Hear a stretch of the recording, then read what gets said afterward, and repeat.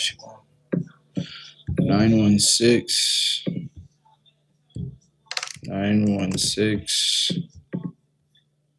838 6838 5515.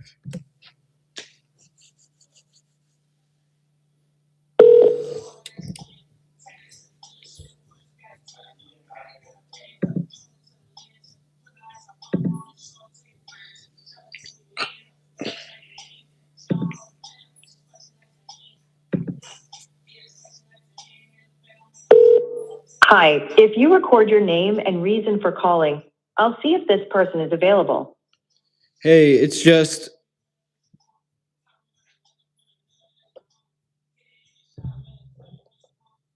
Thanks. Please stay on the line.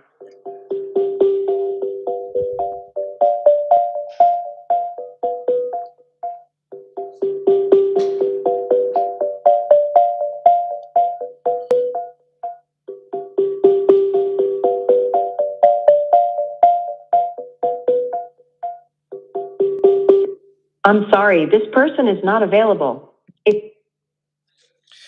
day 92 of becoming a millionaire in wholesale real estate strictly through assignment fees. Not to mention the other cash coming in other multiple ways. Just assignment fees, $1 million. Okay, so right now, if you guys are curious, we have 10 deals in escrow with buyers. Actually, I take that back. One of them, the buyer walked away. Still, it's going on market, but all these other deals have buyers. Yep. I don't know how much that is. It looks like 3, 6, 9, 12, 135, 147, 157. Probably like $160,000 in escrow. Yeah, like 160,000, maybe a little more than that. Unaccepted original offer, counter offer to unaccepted original offer.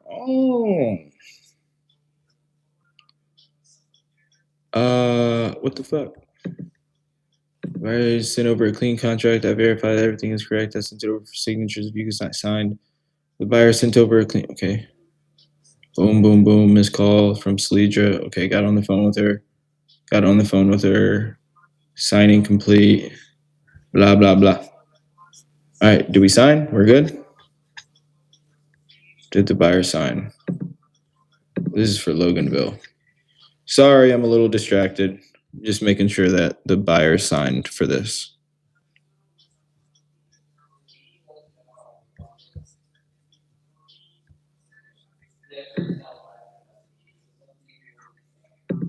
Accepted offer. This was signed $8,000 earnest money. That's good. Okay, 935. Okay. July 17th.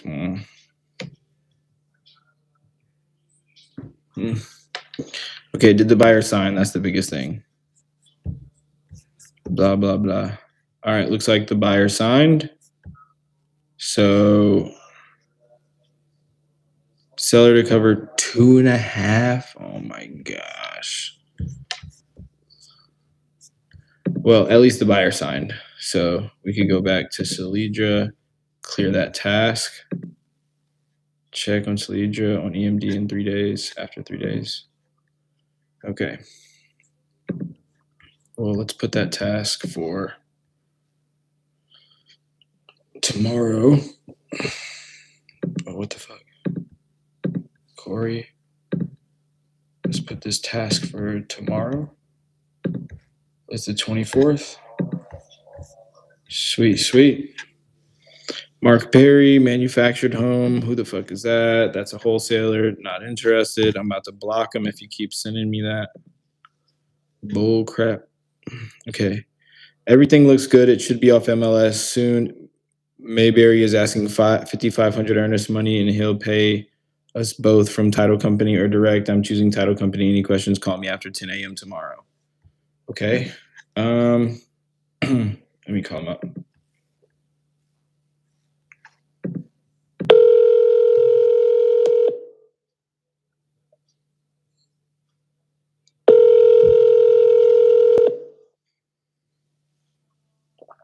Hello. What's going on, brother? Hey, how you doing? Good. I just now seen your text. Let's see. Let me see if it's off really quick. I'm just checking that. Yeah, what happened? Like, how did he? It's still up there, but I mean, damn. I mean, Yeah, the person was trying to do a double. The buyer was trying to buy it and sell it right off, and the person he was selling it to. I mean, why doesn't he just reneged on keep him. going? Why doesn't he just keep going with them now that it's on market? I mean, you know, I have no idea.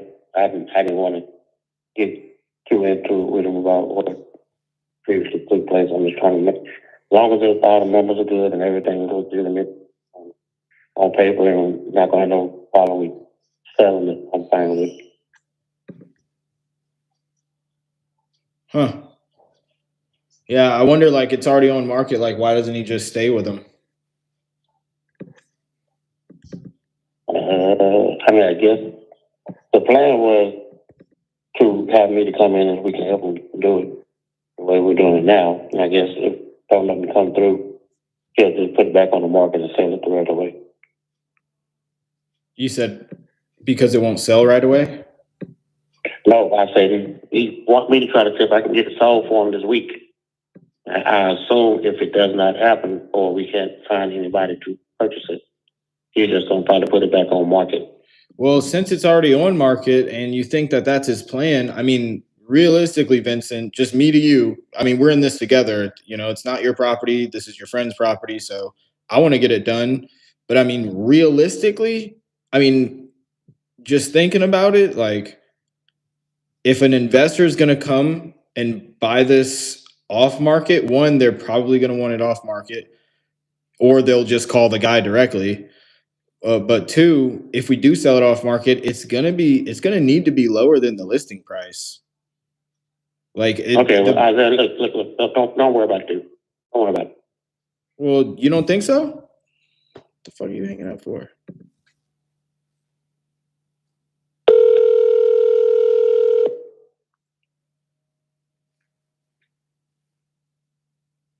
Hello? Please leave your message for 46.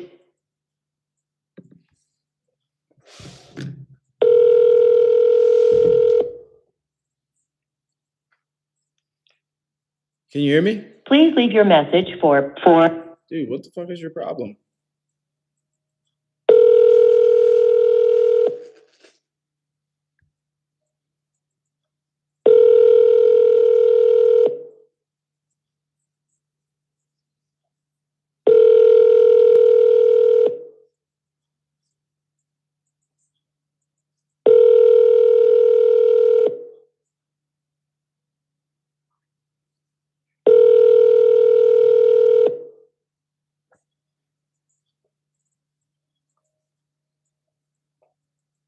Please leave your message for.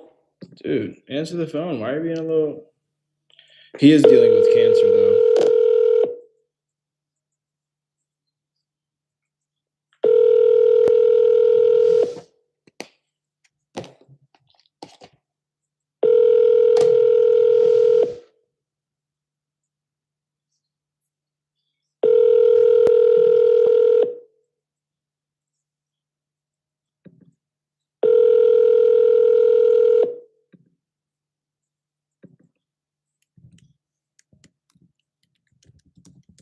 Please leave your message for 4.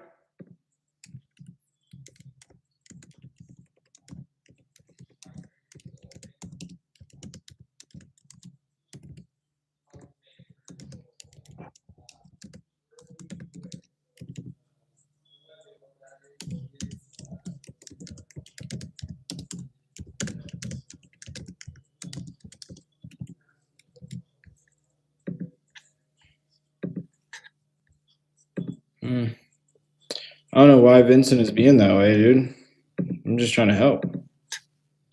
But let me call the realtor for this and see like what the fuck is he doing.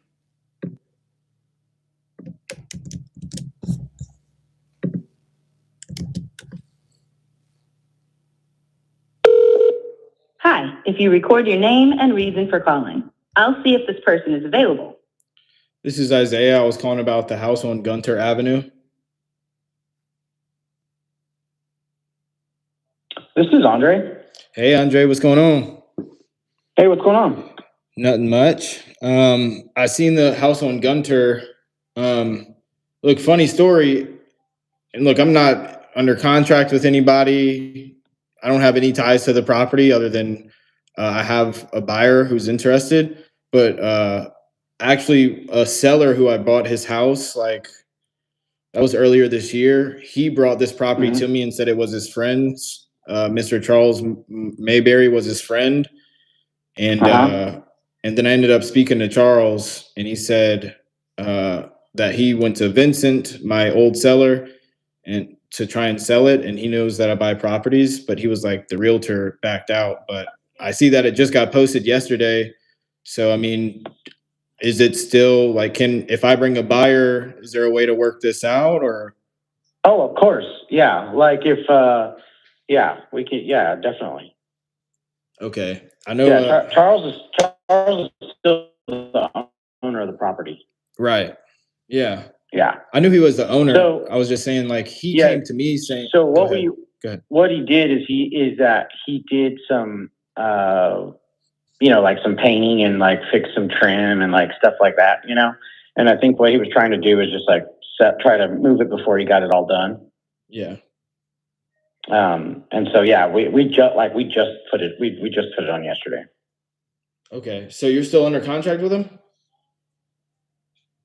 As his realtor. Oh, okay. See, I wasn't sure. He was telling me. I only spoke with him like once briefly because Vincent was like, "Here, he wants to speak to you to make sure that your buyers are good." But he was like, "Yeah, I had my realtor friend try to sell it, but he said that it didn't sell in 30 days or something." That's also what I wanted to ask about is like what's wrong with the property that you know of? That way I could tell my buyer, but Sure. With the property, really, like the only major component is the pool. That's about it. I mean, what's wrong with it? The roof is newer. The HVAC, they changed it out from 1 unit to 2 units. I mean, they put in a radiant barrier. I mean, there's all the large items are done. I mean, there's really other than like it just needs updating. Yeah, I think that's what he was telling me. Yeah, I mean it's super clean. So this wasn't, and again, I'm not with anybody. I'm not under contract with anybody. All I have is a buyer, but I just want to make sure, like, you're still good with Charles because when I spoke to him, he was like that it canceled or something, like it canceled or backed out or something. Yeah. So what happened is that we had it under contract, and then they didn't deposit their earnest money. The buyer never deposited option money. Yeah. Yep. Okay. And when we asked them for it, they're like, "Oh, I'm gonna do it today. I'm gonna do it today."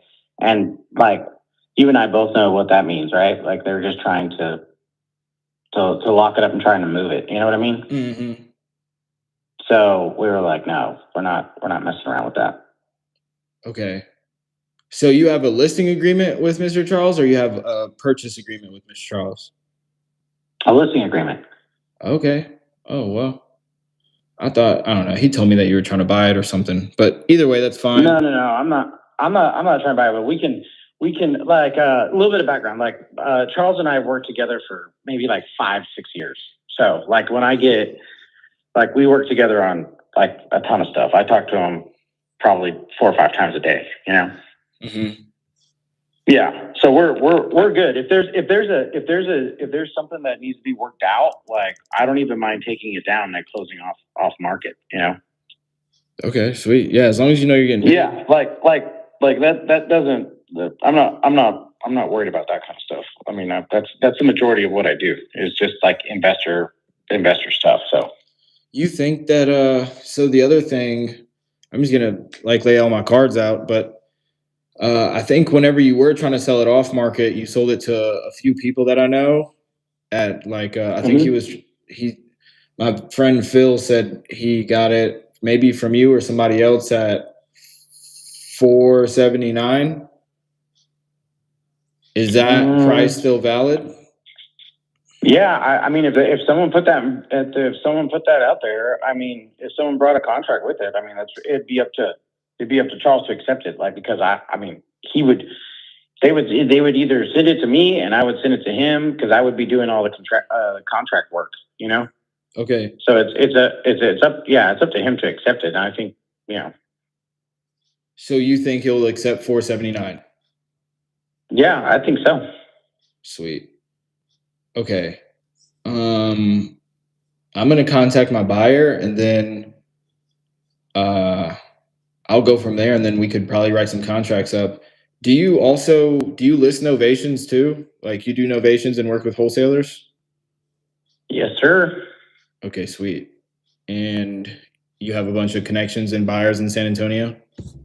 Yep. All right, I'm gonna save your phone number. Yeah, and give me your name again. Sorry. It's Isaiah. Here, I'm gonna text it to you right now. All my info and my website and all that. Awesome. Yep. So, how long you do wholesale yourself, or are you just mainly a realtor? No, I mean, I'll do it myself. Like I'll grab stuff, and I mean, because I work with a ton of investors, so if I find something I know it's a deal, I'll grab it, and then I've got ways to move it. So I've always got everybody asking for stuff. So like buy box is super helpful for me, because I can go and search out certain things that come up, and that fit those buy boxes. So nice. Let me see. Yeah, and then I've got investors that send me properties, and they'll be like, "Hey, like put $5,000 on this and see if you can move it." Whatever it is. You do sub 2, like creative? Yeah. Nice. Sub 2 rentals, flips. I'm doing two sub 2s right now. Nice. Really? That's cool. Where at in San Antonio? Yeah, San Antonio. I'm doing one in Stone Oak, and then one on the far west side. Nice, dude. Let me see. Referral. Yeah, I'm not a realtor myself. I don't know if I sounded like one, but I'm a wholesaler, just full time and investor. So I buy, but I started out wholesaling, built out a team. We're doing like 5-6 deals a month. So just trying to get it to 100K consistently a month. Yeah. Yeah, I work pretty close with Charles, and I've got another partner that I work with. I mean, and we're always grinding, trying to find stuff, And you just cover San Antonio? Do you do like Austin or Houston? I do Austin and Houston. Sweet. I got an Austin property.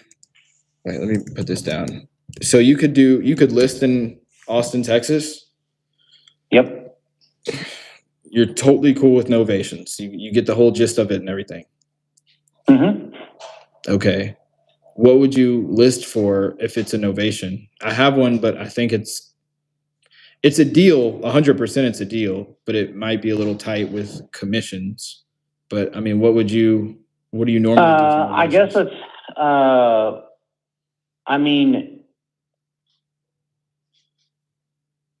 let me take a look at it. Am I going to need to get out there and get some pictures done and all that stuff done to it? I think we had this for like a week and a half now. We had it locked up with the one guy, Phil, who I think Phil. He owns Keegley in San Antonio.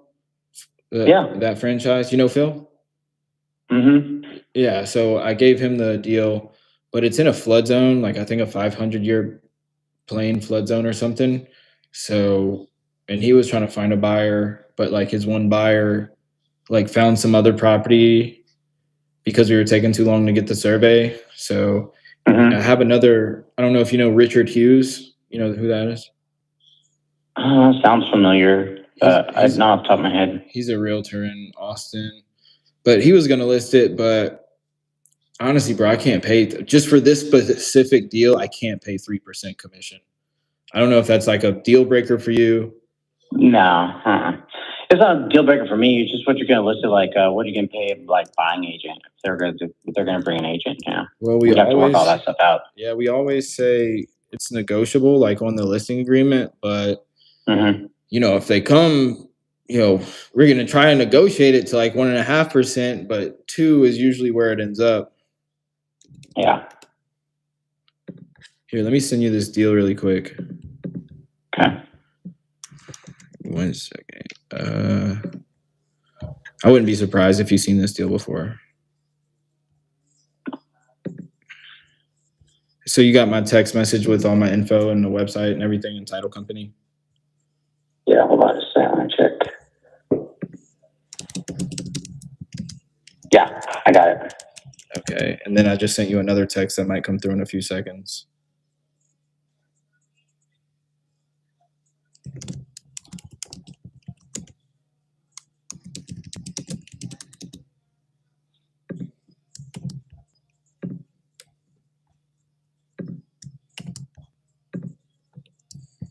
Yeah, I'm looking at it.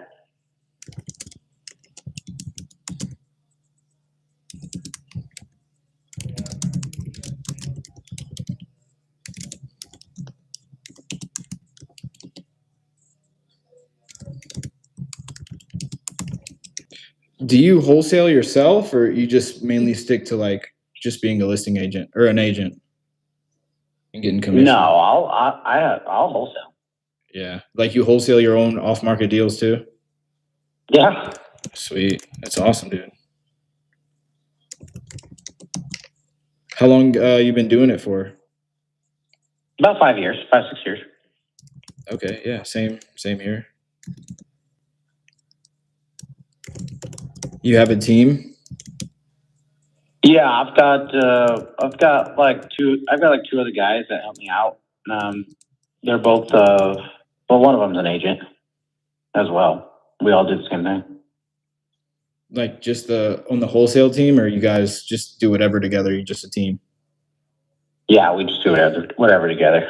Whatever comes up that we know that will work. Also into a bunch of land. So if you come across large acreage, let me know. That's good to know. I do come across land deals, but I don't know if you read the book, like The One Thing by Gary Keller, or it's just like a common thing to just master one thing.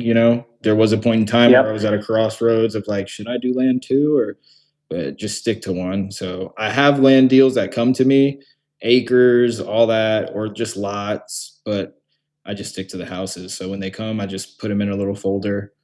And, if somebody like you says, hey, do you have land? I'll just like share the folder. Yeah, I'm probably interested in anything over 30 acres. Okay. All right. Up to like, 200-300 acres. That's the money right there. Yeah. I met one guy, he sold land like to Walmart and Sam's and stuff, and like D.H. Horton, and those are like, well, he told me he made like $2 million on one deal, $1 million on another deal. Wow. Have you ever like made that much from an assignment fee on land that big? No, I mean like nothing like that big. No. But you got the deal details. Are you looking at it? Yeah. Yeah. Let me see if I have pictures. Okay, I guess not. No.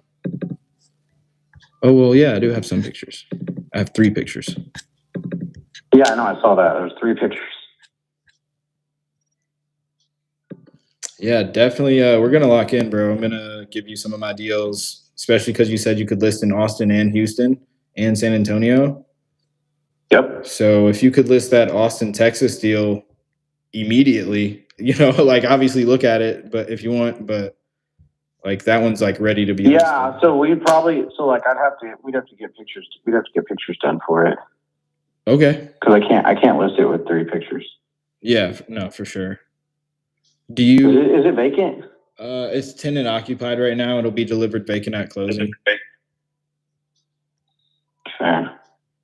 Yeah, let me look into it. Let me run some comps on it and stuff too. Okay. And do you list?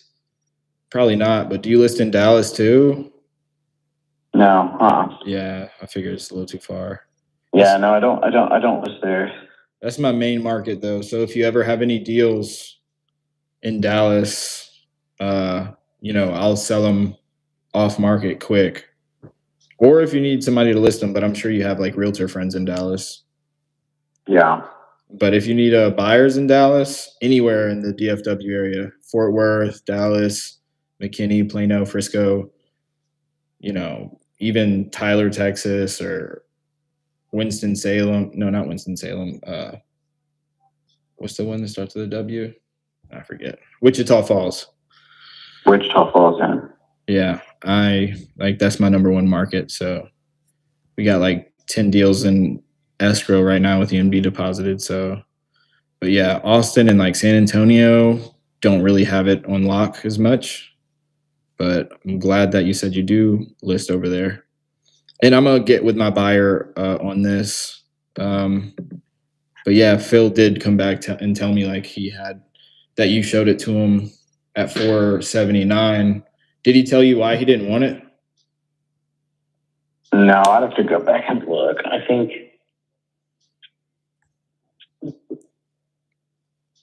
Let's see.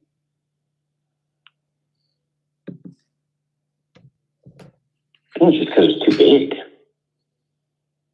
That's the main. That's like one of the things that I got back. It's just it was big. And you know what? I think now that you say that, I do remember him saying the neighborhood that it's in, it is the biggest house, like by like times two. Like I think the largest. It's the biggest house probably by like 300 or 400 square feet. Really? But yeah, but it's not. I mean, all those houses. That neighborhood is a nook. Is like a nook that's backed up against some like Highland homes and some other like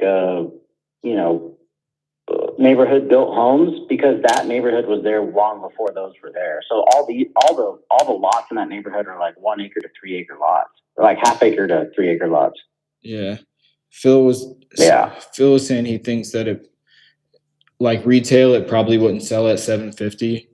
And that's what Vincent and Charles brought it to me as, like that was like their pitch is like, hey, this is you buy it at 600 or 550 and it could sell for 750 or 700 or something. And yeah, well, you would like you could definitely command that price, but you would have to like you'd have to have that backyard looking like because out there, if you look at all the houses that have sold at that high number, the backyards are like oases, man. They're like just top tier backyards. Oh, really? Yeah, they're nice.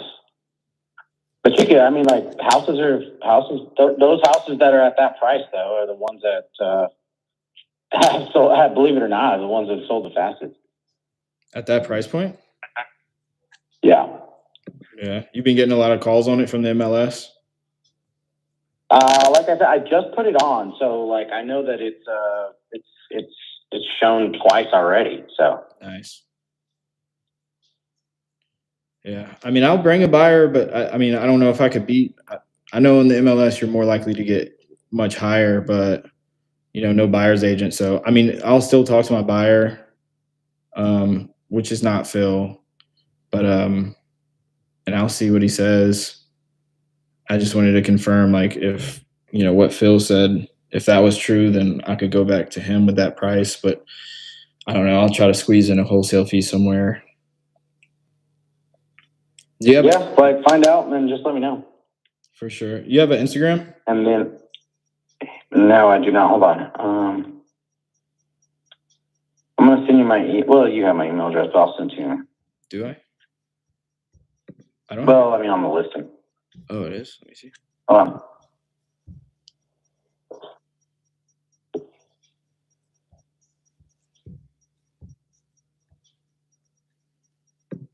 All right, there we go. It's Mart ZG. Yeah. Okay. All right. Okay, I got it. Yeah, if you have any other questions on it, just give me a shout. I've actually got to head to I've got to walk a property here at 2:00. So I'm gonna head out of the office, but like if you've got anything that you have questions on, just give me a shout, man. Okay. What do you think the next steps would be for you to list Austin? I mean, I know you said pictures, but do you need me to get those pictures, or do you have somebody to take pictures? Yeah, I'll probably be gone like an hour and a half. Let me get back and let me comp it and let me take a look. Yeah, I'll have to get some pictures done, which I can send I've got a photography company in Austin. So Nice. Okay, sure. Yeah, I know it's a deal. So, but all right. You'll be back in an hour. If I don't hear back from you, I'll probably call you at the end of the day. Okay. Cool. Yeah, I'll give you a shot when I get back here. All right, sweet. Nice meeting you, bro. All right, man. You too, man. Appreciate it. Yes, sir. Later. All right. All right.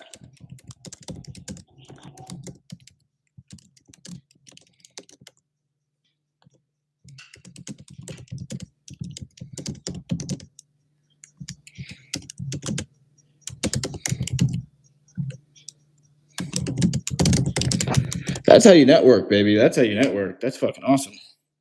Dude, make the fucking phone calls. That's exactly how. First of all, we got 5 people in here and we only got 2 likes. All y'all hit the like button right now. I'm about to drop some game right now, right this second. Make sure everybody in here hits the like button. I need to see 5 likes at least. I'm about to drop some free game like right now. 2% at the most. Says he can have someone. Come on, 2 more likes. What are y'all doing? Says he can have someone go take pictures of it too. Must be 250. Says he's go have someone take pictures of it too. What was I gonna say? What the fuck was I gonna say? Oh, he has appointment to go to, so he will be away for the next hour or so. He said he will run. One more like, and then I'm gonna drop some free game. One more like, and I'll hit. All right, cool. Appreciate that. I'm about to spit game because this is awesome. All right, he said he'll run comps on the Austin, Texas deal after his meeting.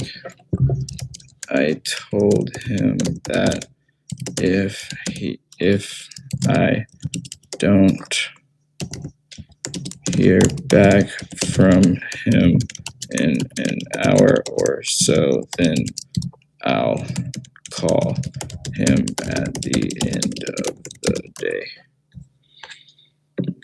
All right, let me send this to my team.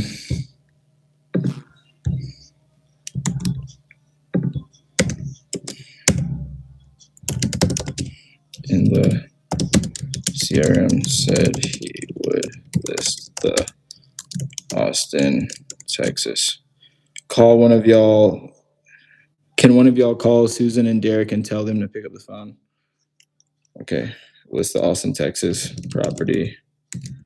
You can look at the notes I left from our call. So, free game right here. So the dude I just called, his name's Andre. Let me just break this down. So, an old seller, his name was Vincent. An old seller came to me, and he said, "Hey, Isaiah, my friend / business partner, whatever, he has this deal in San Antonio with $100,000 or so in equity. Do you think you could find a buyer for it?" Right. So an old seller came to me and said that. And I was like, sure, yeah, what's up? But anyways, he showed me the deal, gave me the whole info packet and everything. And I said, yeah, I think I could sell this at like 550.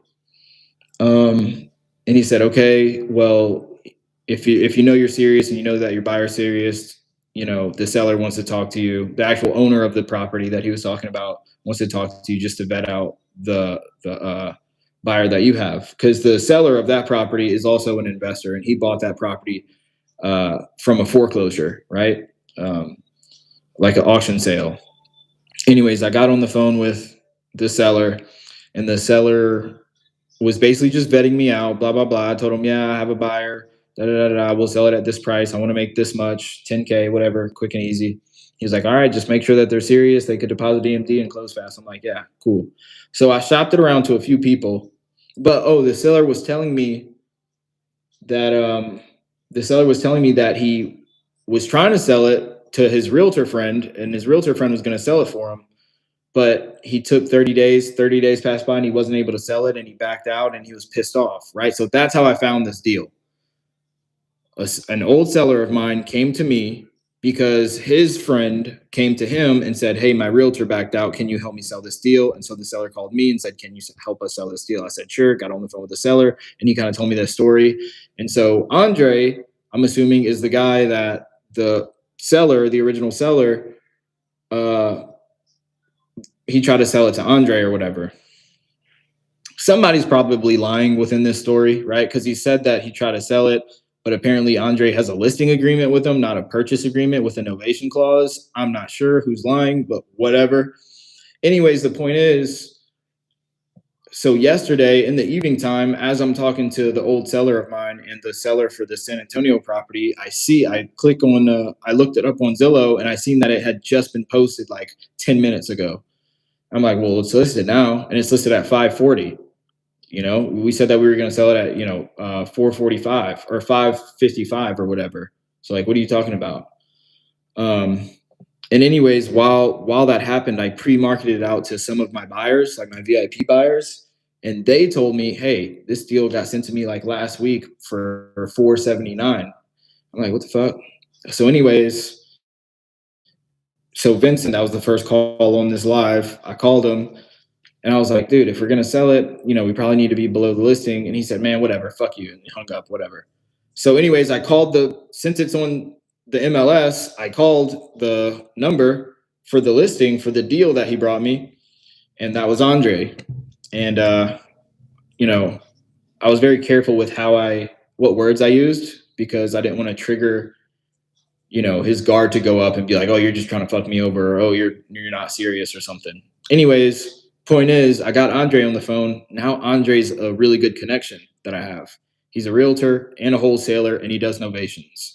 He does them in Austin, Houston, and San Antonio, right? My main market is Dallas-Fort Worth, but I get a lot of deals in Austin, San Antonio, and Houston. I just gave him my Austin deal that he said he'll list, and he'll take pictures for it as well. My point is,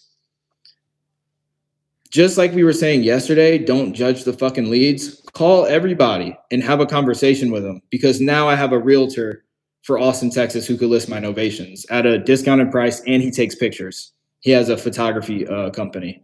That's the main point. That's the game.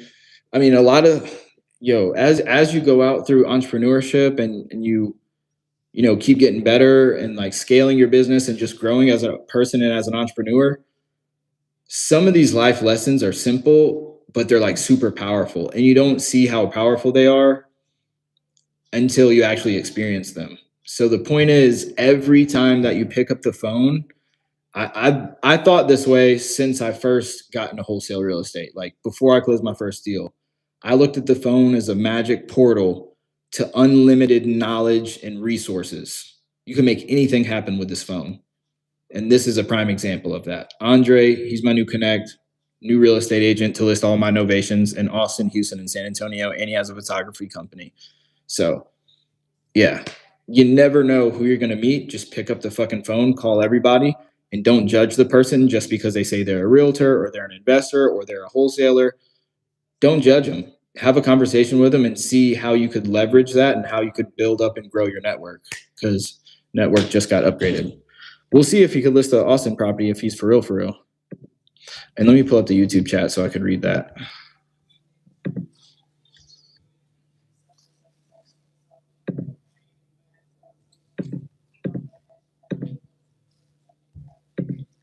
Testing.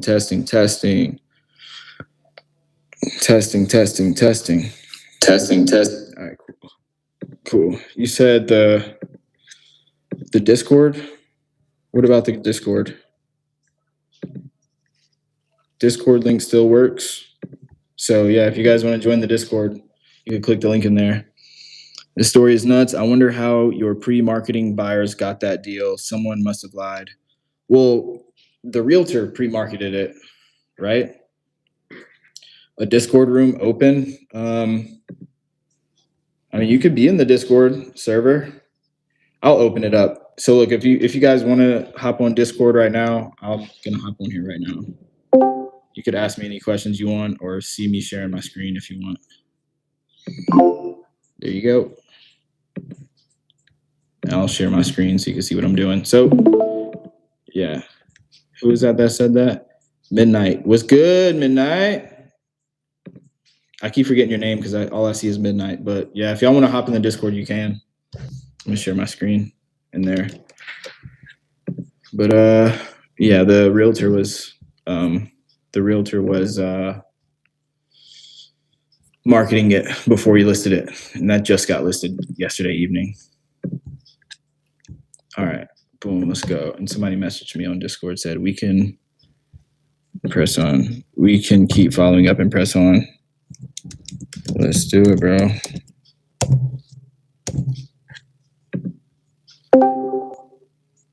What's good, brother? Nathaniel. How's it going? Chilling. Do people call you Nate or Nathaniel? Nathaniel. That's what's up. I'm Midnight. I'm the Midnight. That's what's up. Midnight's my goth name. Nice. I just do it because I have an insomnia for wholesaling. There you go. That's right. Yeah, if I could call at 2 a.m, I would. Hey, you can just leave a voicemail. You're just working right now? Yeah, this is my excuse to drive for dollars. So it's either DoorDash or Amazon Flex, so I can get paid while driving. I actually just got a lead for doing this today. He owns a commercial outlet. It's a pizza place. A laundromat that got set on fire from a drunk bartender who tried to put towels in there and put lighter fluid in there instead of actual detergent and lit the whole thing on fire. Yeah, isn't that crazy? And then it's connected to a house. So he's going through a divorce and he's looking to sell it after the divorce so he doesn't have to split the proceeds. Nice. You talked to him? Like you went to his I was house? just driving by and I saw that the laundromat was vacant. And I was like, oh, this must be a cash flowing cow, but there's nothing in there. And you and then he was, go ahead. No, I was gonna say, I know last time, you said that you have closed some deals and you are, you've been pretty successful with wholesale. What does it look like for you as far as like the team and everything? Is it just you? So I just, I wouldn't say they're hired or fired, but I just joint ventured with 4 other new wholesalers and we're doing deals together. So they just started last week and while I'm driving, I'll train them. So there's 5 of them total who are, I'm starting them out as just openers. So they're just doing the acquisition portion of it and just getting the lead qualified. And then I'll close on them, find a buyer and, make sure it goes to the closing table. So right now I have them at 25%, but eventually they'll be 50-50. Nice. Yeah.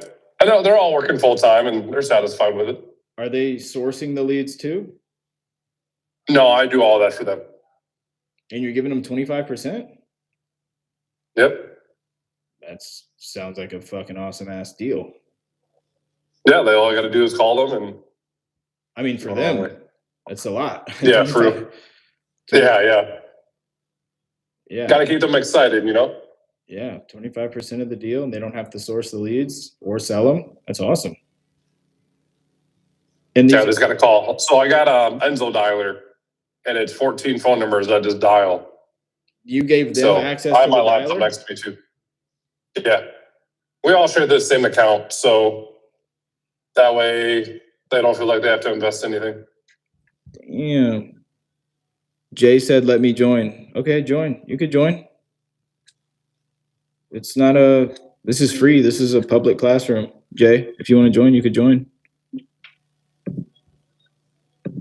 But yeah, we did $1 million in sales in the last 4 months. holy shit. Like the houses Yeah. are worth 4 million, or you got 4 million or $1 million in Yeah, assignment yeah. fees? 1 million in house revenue. Okay, but not in assignment fees. I wish, man. Yeah, I'm about to say I wouldn't be doing this at all. Everything would be like Facebook ads. Facts. All right, I'm about to call. No, I've done 60K in assignment fees the last 9 months. That's pretty good. That's all right. Yeah. Most of it's been JVs from like my mentor, but I mean, money's money, you know? That's right. Money's money. I'm gonna call this lead or this realtor back. This is someone for this lead. Let me see. All right. To move out, I think. So I'm all for that. I'm flexible on the timeline and everything. To move out, I think. So I'm all for that. I'm flexible on the timeline and everything. Are you a licensed real estate agent in the state of Georgia? No, ma'am. No, If you want to just email me over your contract terms, and then I can get with them and see what their counter would be. I can get that back to you. Okay. Let me see here. Let me just save your number. And you spell Abby, A-B-B-Y? ABBIE. I-E. And then my email is Abby at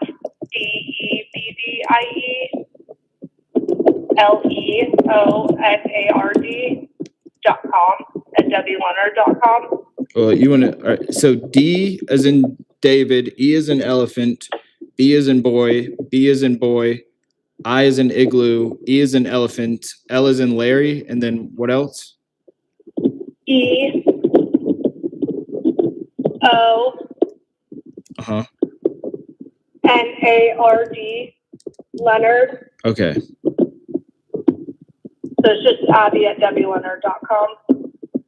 Debbie Leonard. Abby at DebbieLeonard.com. Mm-hmm. Okay, realtor. Okay, sweet. I'm gonna text you also with some of my information and everything. That way you could see. This is the best number to text, the 5515 number? Yes. Okay, sweet.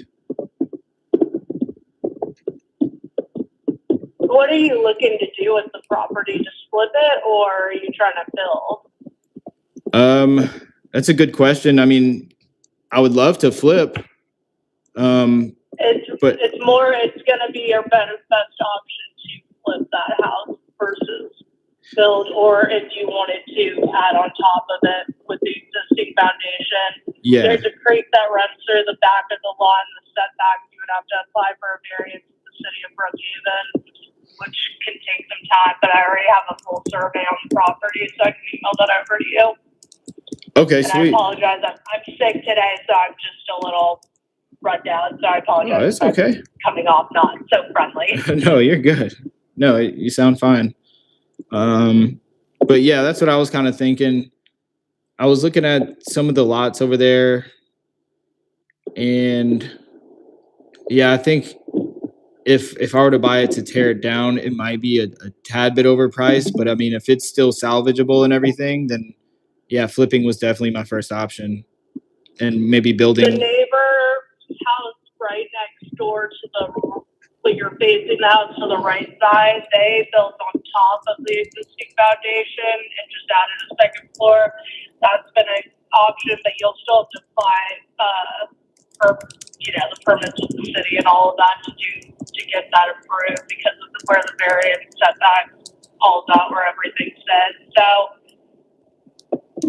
but it's probably a better option than building on the property.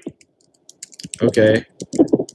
And I think Wayne told me that you were out of town on vacation, so it probably wouldn't be able to go over there or send anybody over there at the very least until you got back. Did you have pictures of the inside of the house or the property or the outside at least? The inside of the house it would be as is. I mean, it's in rough condition on the inside. Oh, really?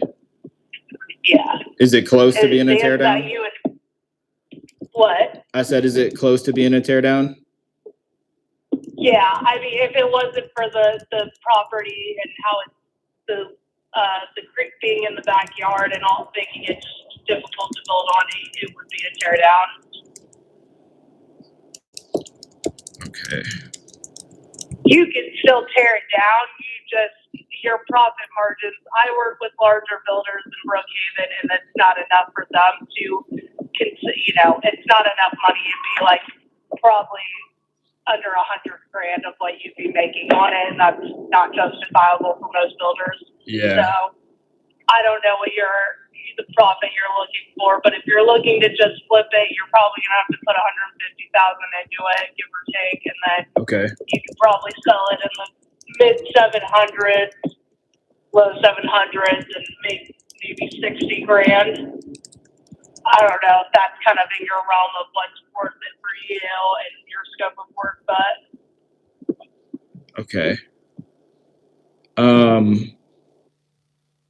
How much is the seller asking? he wants at least minimum 400, 450, around there. 400. What are you looking at? I mean, you can send me all the offer terms, and I can get with them and let you know what they think about it. But Okay. yeah, you would have to do your math on if it's worth you build, flipping and all of that. Okay. And since he's living there, how soon do you think he would want to close on this? I mean, I could close relatively quick. Obviously, I would definitely want to do an inspection though, and like check out the foundation and electrical and everything. I know it's a pretty old house, I believe. Yeah. Yeah, it is. They would need at least probably 30 days to move out. We're actively looking for another house, but they can't buy until they sell. So until we have them under contract, they're kind of stuck there. Okay. Well, yeah, if they really want to, I'm cool with doing a post possession too. Okay, cool. Yeah, they're fine with that. Or we can do a longer closing, whatever works. Preferably by the beginning of August close date though, because they would need to get their daughter, his Wayne, the owner, and then his daughter and her husband and his grandchild live with them, and so they would have to get her moved into the new school district. Okay. So by the beginning of August at the latest, you said? Yeah, would be preferred. That way that we have the time to find them a house in the meantime. Okay. All right, that works. So you don't have just pictures like I could take a peek at or like at all? I don't have any photos It's okay. of the inside. Those people that I've brought to the house just walk the outside of the lot. Yeah. The inside, I mean, it's like getting a tear down house, you would see. I mean, it's But you're saying it's not a tear down, or you're saying it just wouldn't make sense to tear it down? It would. I mean, I work with very high-end builders in Brookhaven that for them it wouldn't make sense to tear down. They would have to put too much money into it, and they wouldn't get enough out of it. But the builders I work with are looking to make a couple $100,000 on each property.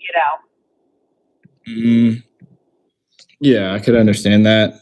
And you think? And it might be a process. You would be faster turn and burn on a rehab and make $60,000 off of it and wipe your hands of it and be done. Yeah. Okay. Because a lot of people on that street rehab. Yeah. How many people know about this deal so far? I mean, I've brought it to all my contacts and builders in Brookhaven, and they have had a couple of offers too at this point. Just nobody was nothing that yeah would be enough. They're not going to take less than 400 most likely, so okay. That's kind of where they're at. Not even like three. I'm just seeing, but in your opinion, like not even 380. Not saying that's where I We need to be have at. an offer for higher than 380 Okay. and only I think not long due diligence period. So higher than 380, under 415. So that's your mark I'll to give you. Okay. What are you guys just like gathering offers right now, or what do you think the sellers and you are looking to do? They want to, I mean, they're going to sell. They need Right. to sell. They have to get rid of the house. So they're either, if you want to send me over your offer or go, you are more than welcome to go drive by if you want to walk the outside of the property. You think they'll be okay with that? Yeah, they'll be fine with that. Okay. Just let me know when you're going so I can give them a heads up. They probably won't want you inside though without me there. And I am here. I just got back from being out of town, but Okay. I'm obviously not. I woke up this morning not feeling great, so I'm trying to not be near other people right now. You were vacationing too hard? Yeah. I don't even know if it's traveling and the go or allergies. I don't know. It's gross out. It's been gross in Georgia for days. Don't know what it feels like, but yeah. I'll be around this weekend if you're available. I can see what their availability is. I probably earlier in the morning. So I'm usually showing houses in the afternoon, so yeah, probably early Saturday morning or Sunday. Yeah, Saturday morning actually would probably be better. Okay. So let me get with them on what times they have. All right. You said probably Saturday morning. Yeah, would be the best Okay. time frame. I'll shoot for that. I'll probably call my contractor and maybe my partner, and we could all go there together. But Yeah, that's fine. if I think it's something that I want to move on, I'm gonna have to move some funds around. But I guess I was kind of asking. I guess why didn't you guys accept the other offer that was above 380? Well, less than. Go ahead. This is another investor that I work very closely with, so we've been a little bit flexible on it. On time frame. So, but I was going to get with them this week on figuring out if they're going to take it or not, because we need to get them into something else, or time wise, I would like to have them move before school starts. So. Okay, yeah. I just didn't want to and they're getting anxious to move too as well. Well, hey, if it sounds like a deal, I know I'm as long as the numbers work, but I just didn't want to. I don't know. The last couple houses that I was gonna buy, I moved funds around. I was ready to buy, but then the seller was like talking to other people, and they just kind of ghosted. Just straight up, in my opinion, he just went behind my back. So. Oh yeah, no, I'm not trying to do that. And that's what I'm telling you. I'm probably building on it. It might not be worth their money. It's a tough lot at the end of the day. Tough lot. A lot of people like to be on that street and in that area because that puts them in the Ashford Park neighborhood. It's still a hot area regardless. It's just. Does it flood right there? It's got to make sense. Does it flood right there? No, but the creek does run through the back of the lot line, like it crosses the back corner of it, so it's on their property. But they've never had any issues, nor have any of the neighbors that I know of. Okay, so it's never flooded and it's not in a flood zone? I don't think it's technically in a flood zone, but it's a small creek, but I would have to check the tax records, honestly. Actually, I haven't looked at that in a long time. It's okay. I'll look at it. In the meantime, do you want to send me that survey? I know that'll be super helpful. Yeah, I can email that over to you. If you just text me your email when I get home, I will send it over to you. Okay. I And sent I you can my, kind of send you, I've already have an email written up on the concept of rehab and all of that, so I can just send you that information if you want to look at it. That saves everyone's time. okay. I sent you my business email with all my, you got that text message from me earlier? Yeah, I think so, yeah. Okay. And there's my business email, but I'm gonna send you my personal email. It's better. I don't know. Sometimes my business email gets marked as spam and like things don't go through. I'm trying to fix it right now. Oh, yeah, you'll have to check. Sometimes my email will go through as spam, so I'll send you a text when I send it over so you can check and make sure you received it. All right, sweet. And I just texted you my personal email too. So Okay, I cool. appreciate it, Abby. No Yeah, problem.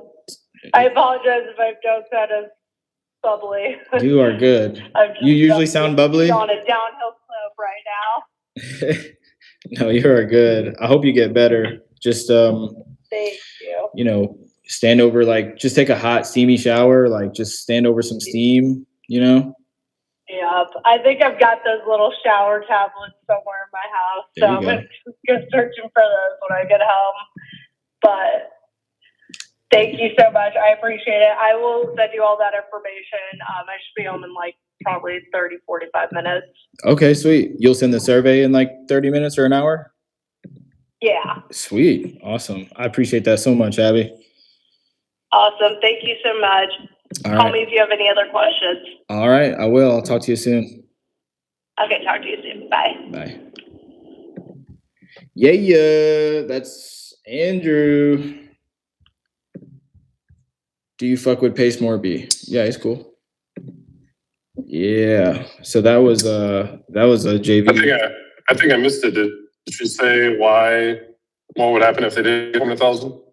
No, that would probably be a good question, but I'm gonna talk more about that like when I like actually like negotiate a little bit and like maybe have a buyer. But no, that's a good question. I maybe could have asked, but yeah, I was just more focused on like building rapport and trust with Abby first. Great. Yeah. That's actually from. You should ask for more business. Yeah, that's actually Drew's survey.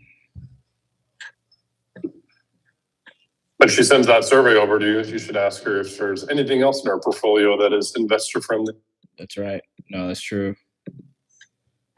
If My first deal was on an on-market property for $5,000 assignment fee. What's this dude talking about? Let me call this guy.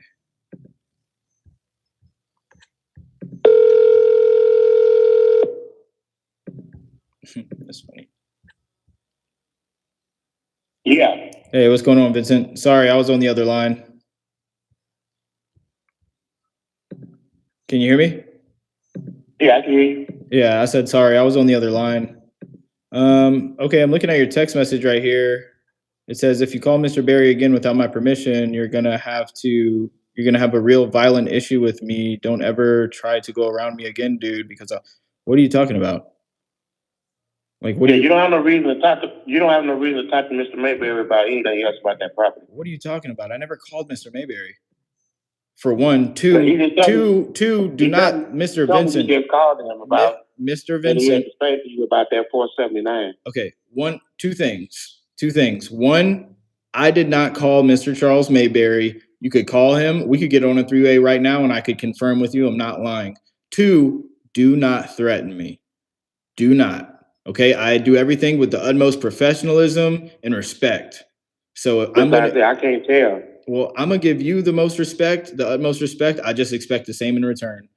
Do not get violent, ugly, or threatened. But as I've told you before, I've done this for a long time, and keep on trying to devalue all of my properties so that you can get us to come down on prices. You did that before. Do you want to call Mr. Charles right now, and we could see that I'm not lying? I never talked to him today, ever. I only talked to him that one time.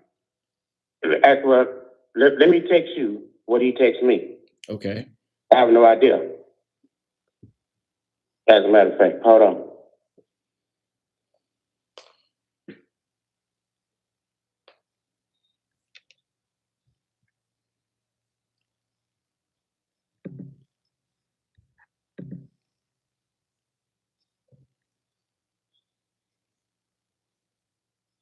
And I asked him, well, what did he call you for?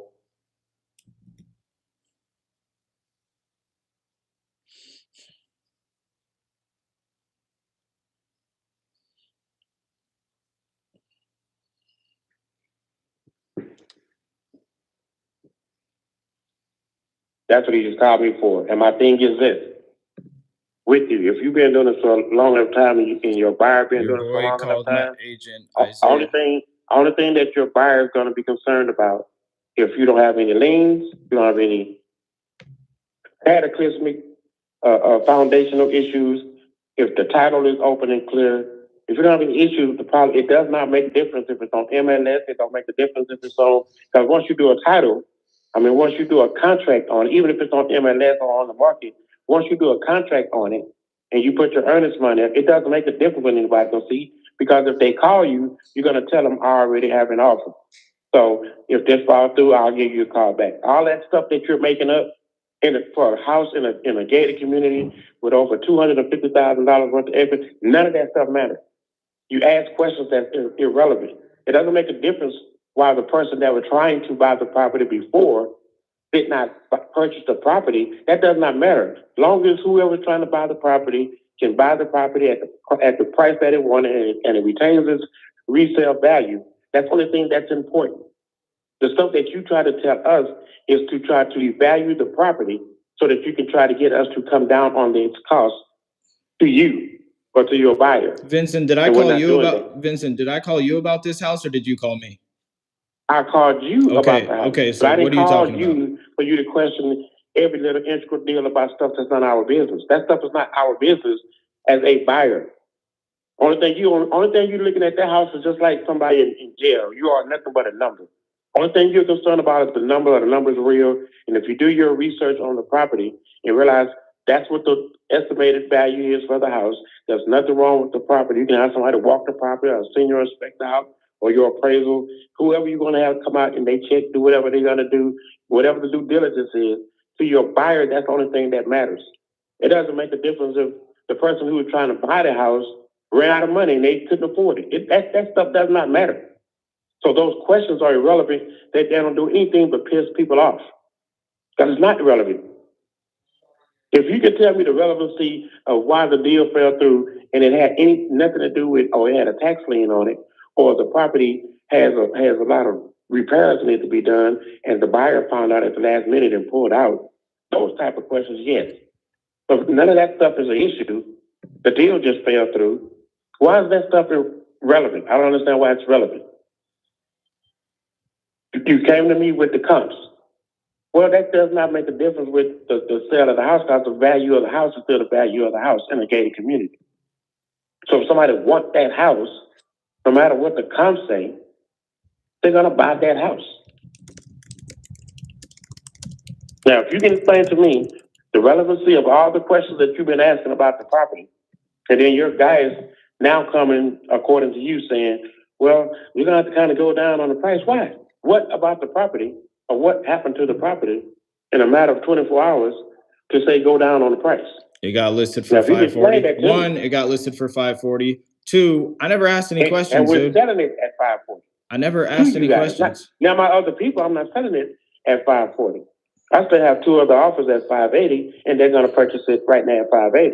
Okay. Well, I said, because your people seen that, I said that Mr. Mayberry said, if we can get it done in an efficient time, he'll go ahead and sell it to you at the $540 because it's already listed. I'm a broker. I can't have it listed, no matter who the realtor is, and sell it to somebody above market value that's listed. Mm-hmm. Okay, well, point is, I was trying to talk to you earlier and you hung up on me. So now what? Yeah, because that's my thing. If you can explain to me all the questions and the relevancy of the purchase with your questions, then you got to sit and realize, if I was talking to the actual buyer, the conversation would be different. Well, how about this? You and I think you and I are the middle people. We have no skin in the game. It's not costing us anything. Whatever we make is a blessing. Let's just make some money and move on to the next project. All the other stuff is irrelevant because we're not putting anything up. let me ask you If it this, falls Vincent. through, it Vincent, costs can I ask you anything. It costs me something? anything. Can I ask you something? Sure. Would you want to do business with someone who hangs up in your face and threatens you with violence? Would you want to do business with a person like that? I just sent you the text. If I felt like I told you, I'm not going through all these questions Well, with hold you, on. and then I I find just out that want- you're calling I just the wanted person you to that answer the question. Would you do business with a person who hangs up in your face while you're talking and threatens you with violence? Isaiah, you do not have to do business with me. Okay. All right. Well, I think we'll leave it at that. I do not need this deal. Thank you. All right. That's it? You still there? Yeah, I'm reading some emails, and my phone won't hang up. Okay. Well, okay, there he hung up. There you go. Let's follow up with this lead. I did want to call Kyle and give him an update. That broker closes deals, as you can tell.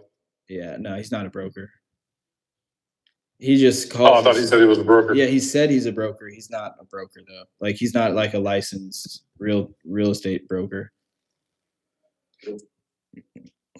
Oh, so he's just a liar. Yeah, no, he's just more like delusional. The seller said he gonna get violent. Blah, blah, blah, blah. Is this a Facebook lead or something? This guy needs to get a Slack fire ending. Yeah. And this is why I drive for dollars. There is a property for sale right here. There you go.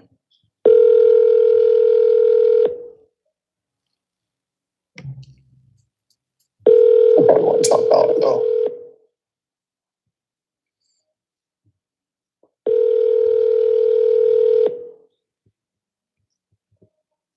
Your call has been forwarded to voicemail. The person you're trying to...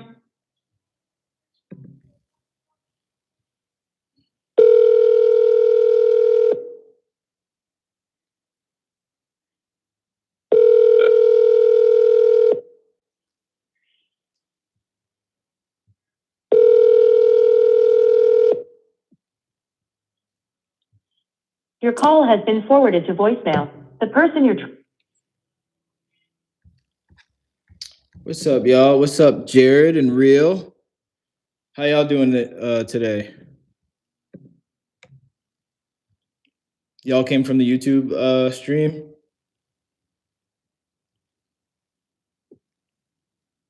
If you wanted to be petty though, you could call it a broker and complain. Nah, see, like, I'm here to do deals. Like, if I'm sure if there was would no love to hear his way of talking to people. if there was no value, first of all, that's the thing though. It wasn't it's not his property.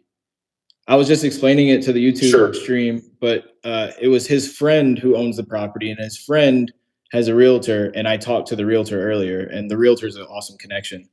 So if there was no value in this, if there was no value at stake, yeah, I'd call him, be petty just for like a clip on YouTube or something. But no, there's a value in the relationship with Andre, the realtor, and there's value in the actual deal. Like Andre said, like that seller would take $479. So, yep. What was I gonna say? Oh, I was asking Jared and Real, what are y'all doing? Y'all just quiet? What's up, man? How's it going? Bro? What's good? We talked on Instagram a bunch. I follow you on there. I just hopped in here today. That's what's up. We did like a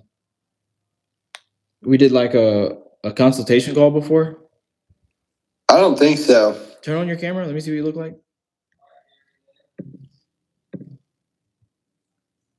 Is it on right now? I don't remember. Did we did a video call on Instagram? I've just been in here a few times. We've talked on Instagram. I do my own wholesaling. I just got a business too. Same thing as you. That's what's up, dude. How many deals are you doing a month? Typically like 3 to 4. That's really Sometimes it good. dips down a little bit. Sometimes it's 1 to 2. Last month, a little slow. That's really good, bro. Yeah. I think as wholesalers, we know like really just as business owners, we know, like we could keep it real. We don't have to flex. Like there's some months that like only one deal closes for me.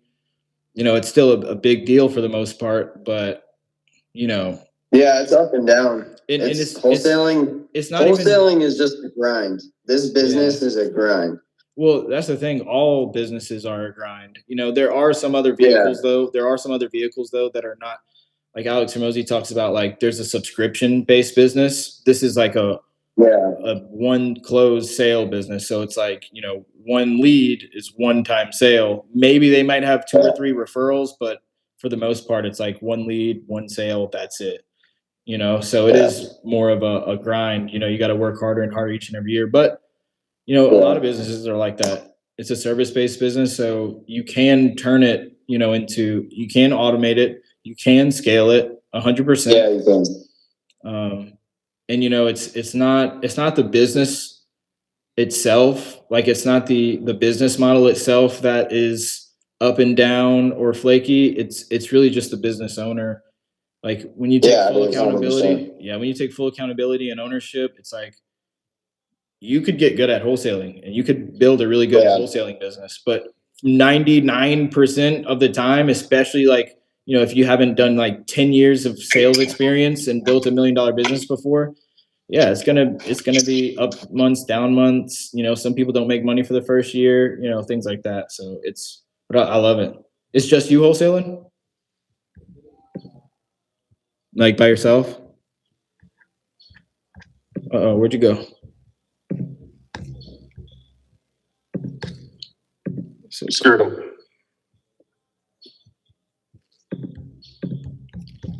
You left?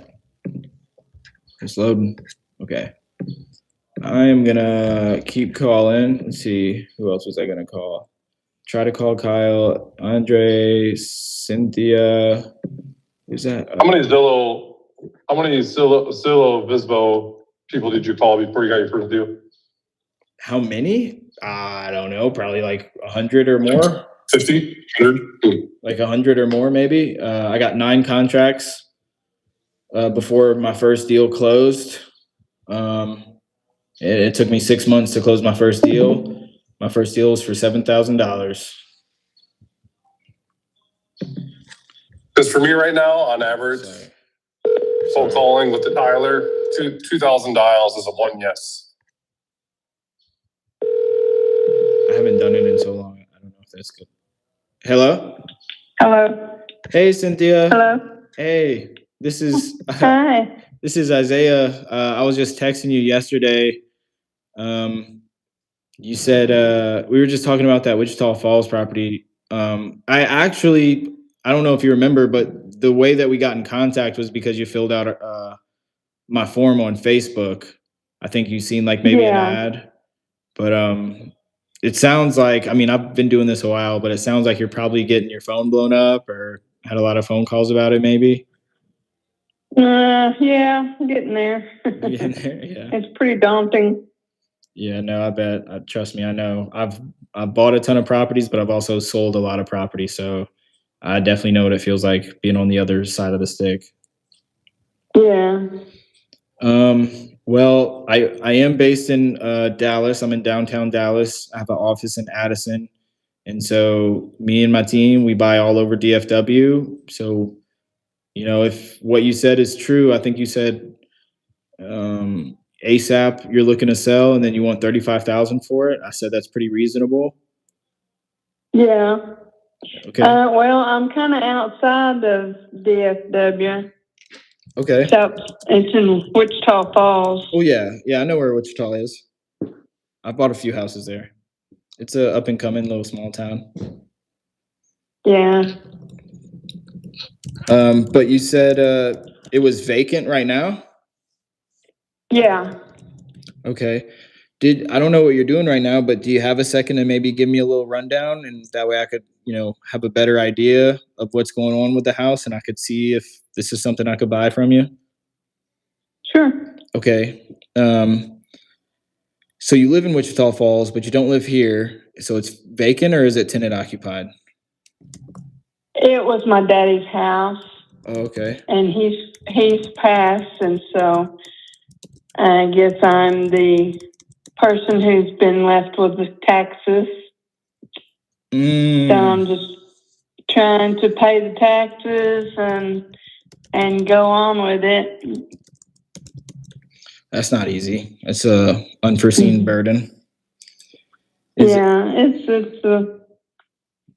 turned out to be a pain going up as we live and breathe. Yeah. Life is suffering, but it's up to us to make the most out of it and perceive the beauty in it. It's on us to see the beauty in life. Yeah. Are you a Christian? Yeah. So just like Christ said, I think he said, whoever loves his life will lose it, and whoever hates his life, here on earth, they will find it for my sake, or the person. And he also said the person who tries to save his life will lose it, but the person who loses his life for my sake will find it. So this life is suffering. It's part of the human experience, but I don't know how I got to this subject. I don't know. Oh, you said just growing, you said growing older and stuff, breathing. So I was like, yeah, I don't know. It's like a crazy philosophy for me. But okay. Was it just you, or you had siblings that inherited it with you? Well,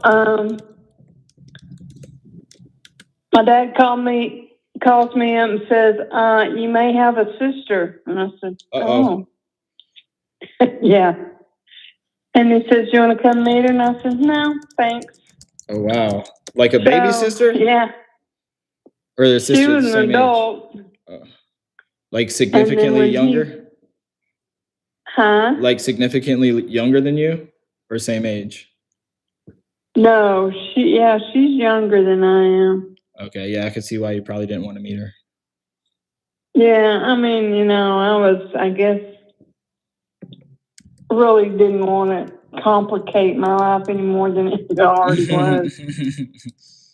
So I just said, you do what you need to do, and I'll support you. And oh, that's nice. so when he passed, I put the house up for sale.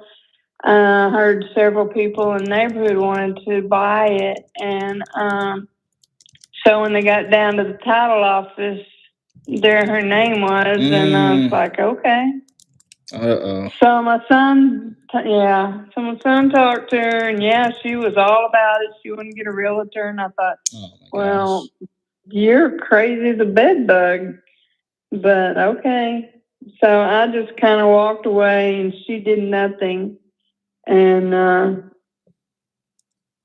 so there's an attorney there in town that I guess takes all the tax burdens and tries to collect. And so I called him up and said, I'm still interested. I'm trying to sell the house to take care of the taxes. And they said, okay. And I said, what about Jane? And she said, oh, she's already signed off. She's not interested. And I said, okay, so you want me to sign off also? I mean, what's the difference in her signing this piece of paper you sent me to sign? And I'm not sure I followed, but do you know what that piece of paper was called?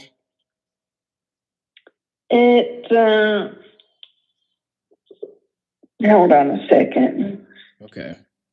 Because wouldn't be my first time dealing with really this exact same scenario. I've closed like over 100 properties that are inherited, and I've seen it all. So. Oh yeah. Oh yeah. Well, you might be my guy then.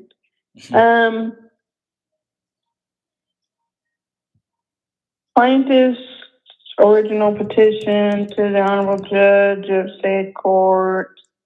That's one paper. And I mean, they packed this envelope full. Reference cause number, blah, blah.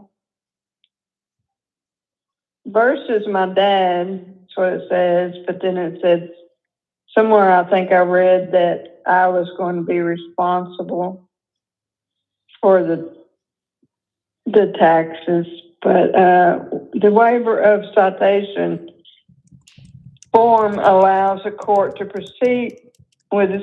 Sorry, I have hiccups. It's okay. This case without having you served personally by the local sheriff or constable. And so I signed and had it notarized and sent it back on the 18th. Is there a what does it say at the top of the page? Is like a title of the document? Notice of heirship interest in property. Okay. That's probably an affidavit of heirship.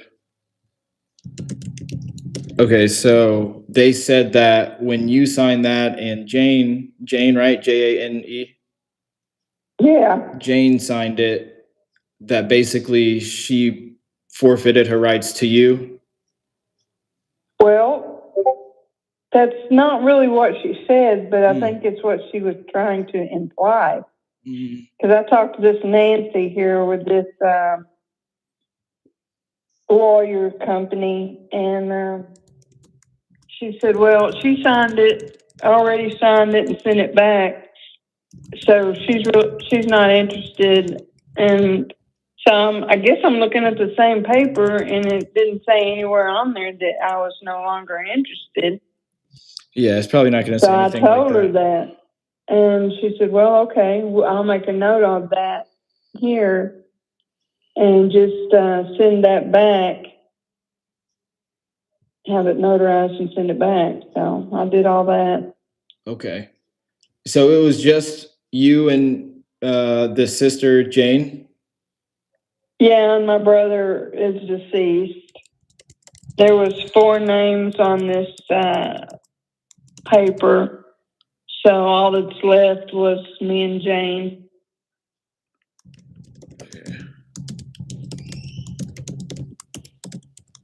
I think she saw in the beginning. Of course, she did come down and visited with him. I don't know any specifics about it. But I guess she met at the house. I don't know. I mean, it's a small little house, just for my dad. And, so I don't know if she thought she was going to make $1 million off of it or what, but. You'd be so surprised of, oh my gosh, I'm dealing with this one property right now. It was crazy. So this lady was financing the property, right? So she was acting as the bank, like kind of like a rent to own situation to these tenants, and they never paid. So they were behind. But the man who was renting it out from the seller, he was actually married and he was renting it out and got it with his mistress. But so he was going through a divorce with his wife, now ex-wife, and the wife got awarded the house in the divorce decree. And so now this ex-wife, who has actually never lived there, got awarded the house, and now she's on the deed, and the seller's trying to sell it. But after finding all this out and speaking with our attorneys, like, turns out like they needed to sign. We had to hunt like the mistress down because turns out the guy isn't even with his mistress anymore. We had to hunt all of them down to get them to sign. So that was a whole ordeal. But the ex-wife, she was like, well, I want my money.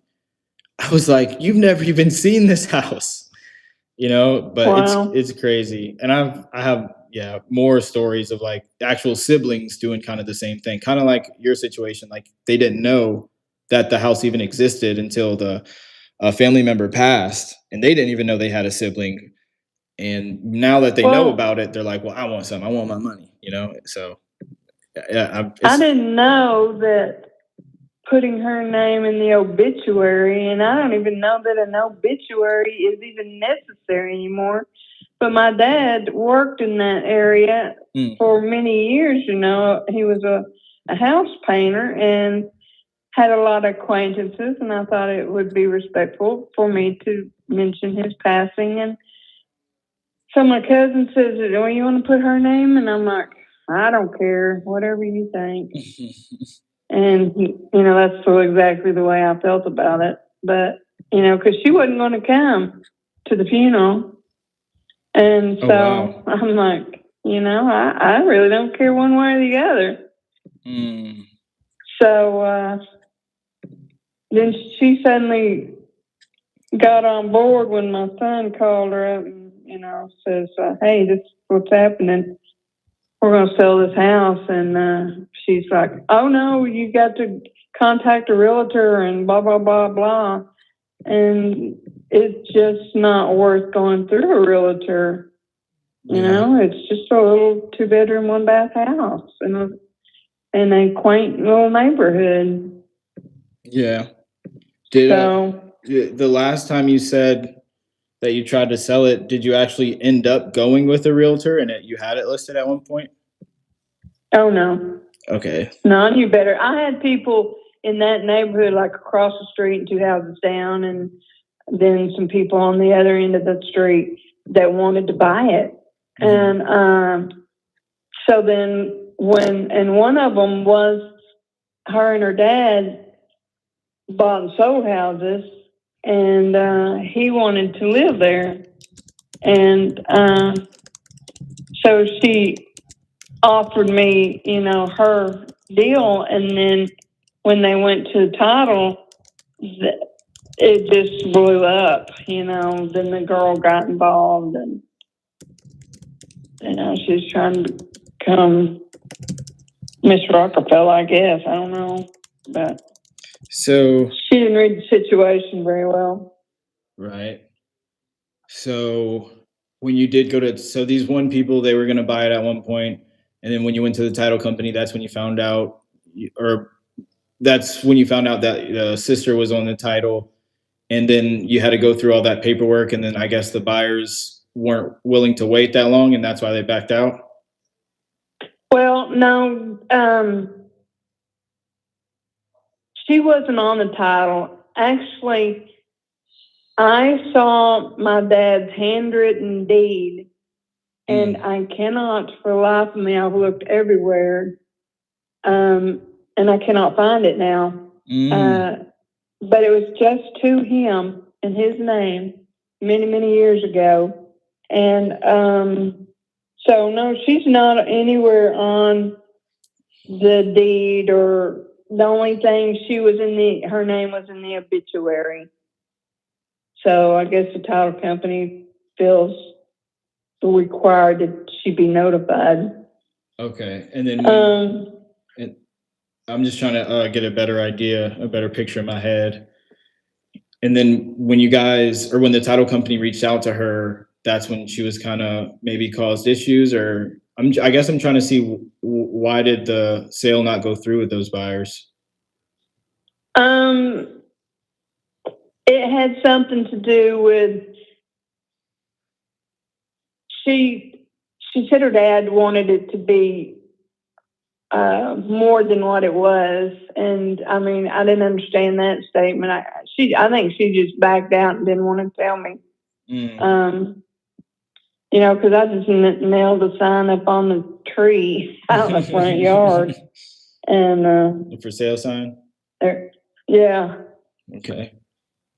So that was 2 years back. 2 years? Yeah, at least 2 years. So what's kind of happened since then? Nothing. I took care of the yard for a while until I became older, and now I'm in Princeton, and the house is there. So I haven't been able to get up there. I used to have a truck. Now I don't have a truck. I used to have a lawnmower. Now I don't have a lawnmower. Things, life goes on and things change, and the taxes are not, and then they're changing too rapidly. The taxes. So I'm just kind of trying to see what I can accomplish. Pay the taxes off and put a little bit in my pocket. Yeah. You live in Princeton. You're not too far from me. I'm in Dallas. And you're closer than Wichita. Yeah, well, I don't go to Dallas. Why not? You don't like Dallas? No. I can't do bridges in my Oh, old really? age. Like driving over bridges? So I'm just, yeah, it terrifies me. Really? I'm originally from New Orleans, and so the bridge from my hometown, Slidell, which is just like 40 minutes away from New Orleans to New Orleans, it's like or from what I heard, it's the longest bridge over water, either in the country and the world. It's called the Twin Span. I think in the world. My cousin lives there in Folsom, and oh, really? Yeah, I wasn't doing very well. My son drove me up there. She's an RN. Drove me up there, dropped me off, and said, "Fix her," to my cousin. And so I really liked it. I got out in the backyard and mowed and weed eated and all that, and got to feeling better and stronger. And that's good. Then I get back here and they want to do a triple bypass, and I'm like, oh, "Good no. Lord!" Oh no! So, yeah. Look, So now I'm saddled with all these medical bills, and I thought, well, you did the triple bypass? It's a blessing. Yeah. Oh, Lord have In mercy. February. Oh, wow. Well, I'm glad to hear that you're doing better. You sound better. I'm surviving. I don't know. They want to do more testing and to see if it's pumping and all that crap. Oh my gosh. Is this is the house gonna help with those medical bills, or are you just gonna keep it to just use on whatever you want? No, I'm gonna get caught up on like the hospital, and they want to do some tests that my copay is like $200, and so age can be a terrible, costly thing. So it can be, yeah. Yeah, so I try to that's work kind of out. where I'm at. Yeah, I try to do my best to stay healthy, take my little vitamins, and try to, do my little push-ups every single day, because I know, as a Christian, like I said, we all gonna die one day. It's appointed to every man to die, and so before I get there, I just try to be healthy. In my 90s, I hope I can. I think I drink too much coffee, in your though. 90s? Heck yeah. Well, I just turned 65, so. Oh, you're not even that old? I mean, you're not even, come on. Well, but my grandmother and my mother died in their 60s, and so I'm like, I'm feeling plagued. So. Oh, don't say that. But they said I was doing good, but now the cardiologist, she's wanting to do more tests, and because I don't have any circulation in my legs, and so I'm like, well, surely, if I don't have any circulation in my legs is going to die off. And I said, you might as well just don't put me in a home. Just don't do what you got to do. Cut them off. No, I'm just joking. Well, I've had some toes cut off because diabetes. Really? Oh my gosh.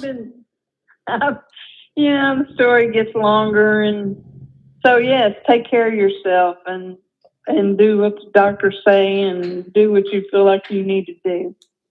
It's my advice too. Yeah, you know what? I did my blood work like 2-3 months ago, and they said like I have like blood sugar regulation issues or something or whatever, and it's like looking pre-diabetic or whatever. So I think it's because of all the tubs of ice cream I eat in a single day in one sitting. So I'm trying to cut that out. Well, a diabetes can really set you back. Yeah, I'm not. I guess they're saying that's kind of the problem with my heart. It's because of that diabetes, and I didn't take care of it like I should. So, a word of warning: take care of your diabetes if you ever come down with it. Well, I will definitely. I talk to like a lot of people. I'd probably say like at least 50 people a day, and I hear some of the craziest stories sometimes, but I am constantly reminded. I have some good reminders, other than the people who curse me out and stuff. I have some good reminders and good advice. Yeah. Being in real estate, I talk about life and religion and relationships more than you would think. Yeah. Um, Well, it's good to hear from people that know what they're talking about. yeah. Yeah, it's usually people older than me who have some like life experience and some advice to give, whether it's on marriage, faith, health, friendship. I learn a lot. I try to internalize it as much as I can. You know, the good stuff. Yeah. Yeah. Except for the hateful siblings and the divorces. I try to learn from it. I try to learn from it, but not, you know, not internalize the negativity. Yeah, well, you can't get away from some things. Yeah. You can't control your situation totally. Like what you mean? You talking about siblings or divorce? Like your dad calling saying, well, looks like you might have a sister. Oh, well, I guess congrats. My brother died young. He was 4. And I'm sorry. so he was lonesome. You know, of course, I was a mama's girl. And so he was lonesome. And You said she came around. Her mother, for some reason, didn't. She moved out of state with the girl, and so I thought, well, that's pretty crappy. Your dad? No, the girl's mother. She moved the daughter out of state, and when she, I guess, had a pain of guilt. Hit the like button. After hit the like Lord button. knows how many years. I don't right even here. know. Yeah. Sometimes you can't control what happens to you, but you could always control your response to it. You know. Yeah. I choose to believe that everything is happening for me, not to me. It says in the Bible that God will use all things, not some things or just the good things or just the bad things, but all things into his good, you know, and perfect will. So well, Cynthia, I want to see if it makes sense for me to buy this from you, and then hopefully you could use that money to pay off some of those medical bills and then have some change to do whatever you want to. I know you said you wanted to pay off the taxes on this house. Is it behind on taxes or just for the year? Yeah. Oh, it is? What, you know what those are looking like? Well, when I called a couple weeks ago, it was 84, and somebody looked on the internet and they said, well, it's 88 now, and I was like, within 2 weeks? So I guess on the internet it says 88. 88,000? No, 100. Oh, okay. I'm about to say, geez. Oh, God. Yeah, well, that's what I'm saying anyway. Might as well be 88,000. No, that would not be good. Hey, at least it is only 8,800. It could be 88,000. But so, have you been paying them at all or making payments to them at all? No, I paid the first year, and then I had my own situation, so I didn't have the funds. My kid was living with me and his kids, and life was dragging me down, but Don't say that. I couldn't keep up with it. So you couldn't keep up with it? You mean, I couldn't financially. I couldn't pay the taxes yearly. And it's just you that's dealing with this. Yeah. Okay. I think the biggest issue, if we were to do business together and I were to try and buy this from you, I think the biggest hurdle to try and overcome is whatever's on title and just making sure that all the paperwork is there. And, so you got something signed that's notarized and you think it maybe, you're not positive, but you think it maybe means that the other sister kind of gave it over to you and now it's your responsibility. So hopefully all that is valid. That's what she said. Okay. So there's no, Utilities? yeah, that's true, but, the thing from the court, what do you call that?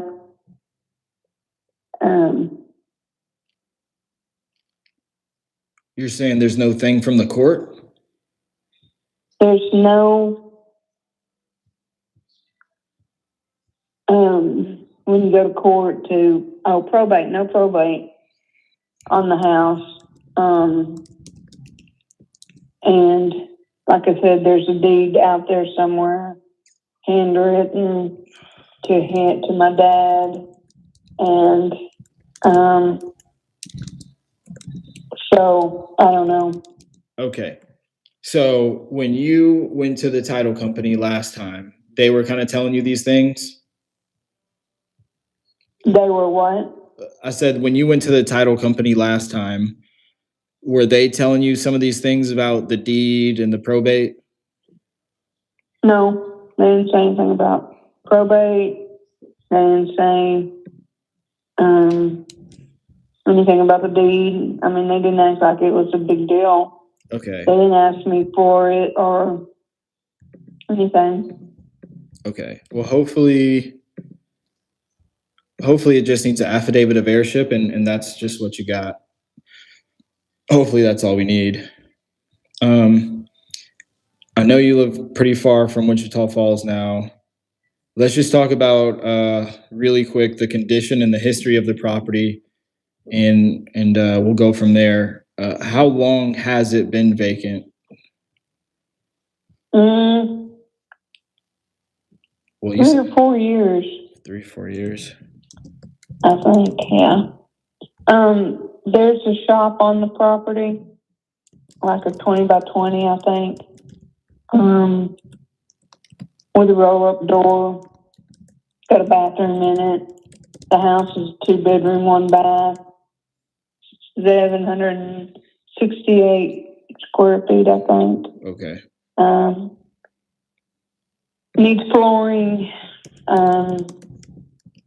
He took the bathtub out, and so the shower's been retiled. Like I said, he was a painter, and he did his own thing on the inside. But of course, it's going to need paint just for a fresh up. And it had a tree in the front that we took a bunch out of it, so I don't know the condition. I haven't seen it in a couple of years, maybe. You said a tree fell on it? There had a lot of dead limbs in it, and we pruned it and tried to cut it back, and so I don't know what's going on with it. We hauled all that excess off, and So you're saying that there was a tree with a bunch of dead limbs and you trimmed some of it, but a tree did not fall on the house? No. Okay. No. Okay. And you're just saying that you're not sure the condition of the tree anymore or what happened to it? Right. Okay. Utilities are off. This is on city sewer, city water? Yeah. And it has a carport, but 3 of the legs to the carport are not standing. It's connected to the house on one corner. So that's a mess. And then some of his belongings are still in the house and the shop. And you need to clear some of those out? Well, somebody's going to have to. Well, we would buy it as is, but I'm just saying you personally, you want some of those things before you sell it? Yeah, there's a desk and an entertainment center. He started working on furniture.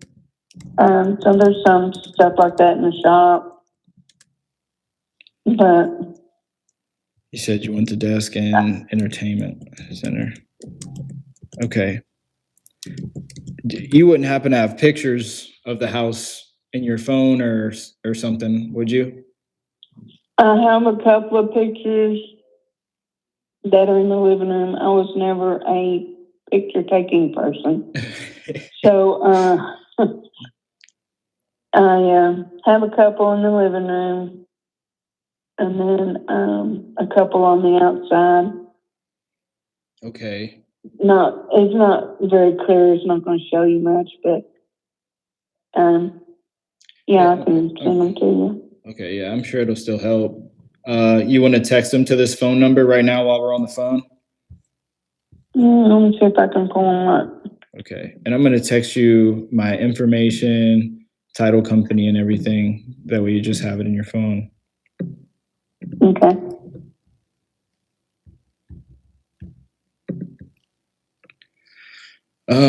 Okay, and you said as far as timeline, you just want to get this done as soon as possible? Yeah, so I can get some of these doctor's appointments scheduled and see how long they're going to drag this out. The doctor appointments? Yeah, and I need to get my cars. I need to go in the shop.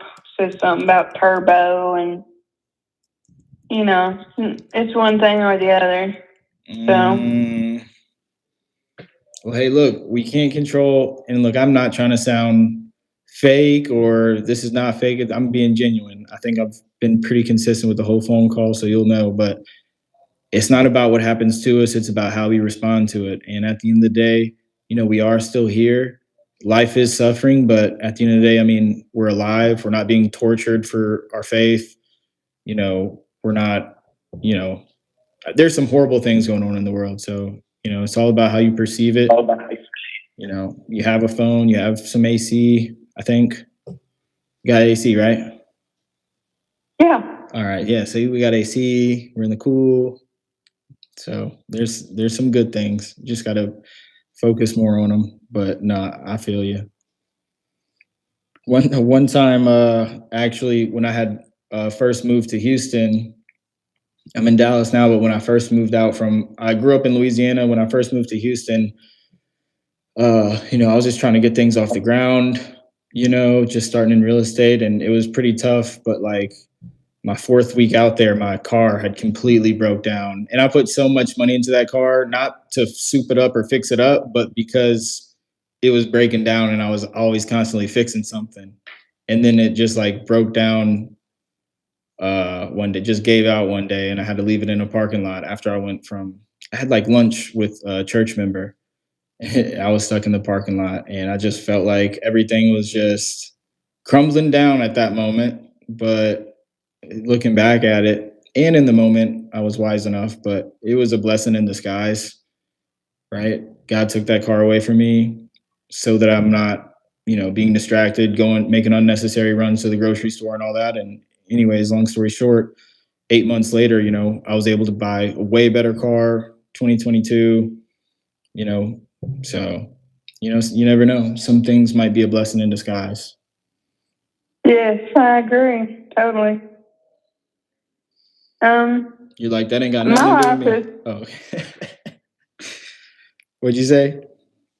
I say my life is I seem very happy. My youngest son lives with me, and that's a blessing. He has a 3-year-old granddaughter who I'm just tickled pink about seeing. And oh yeah, that's awesome.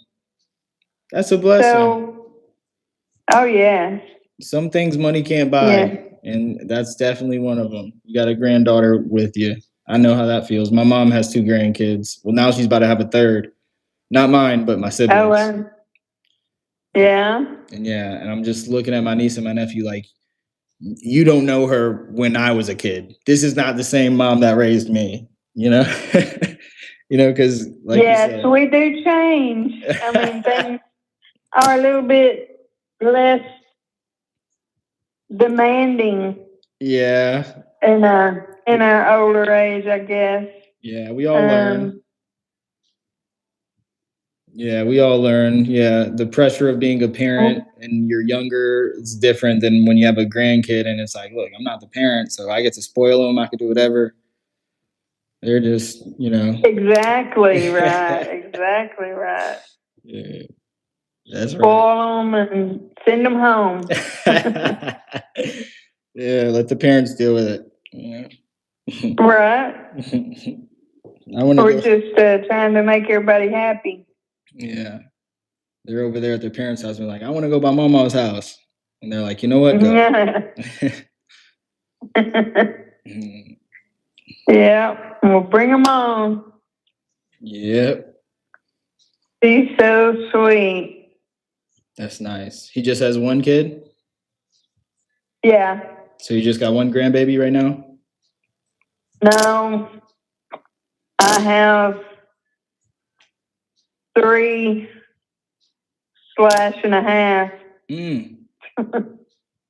How's If that that work? makes any sense.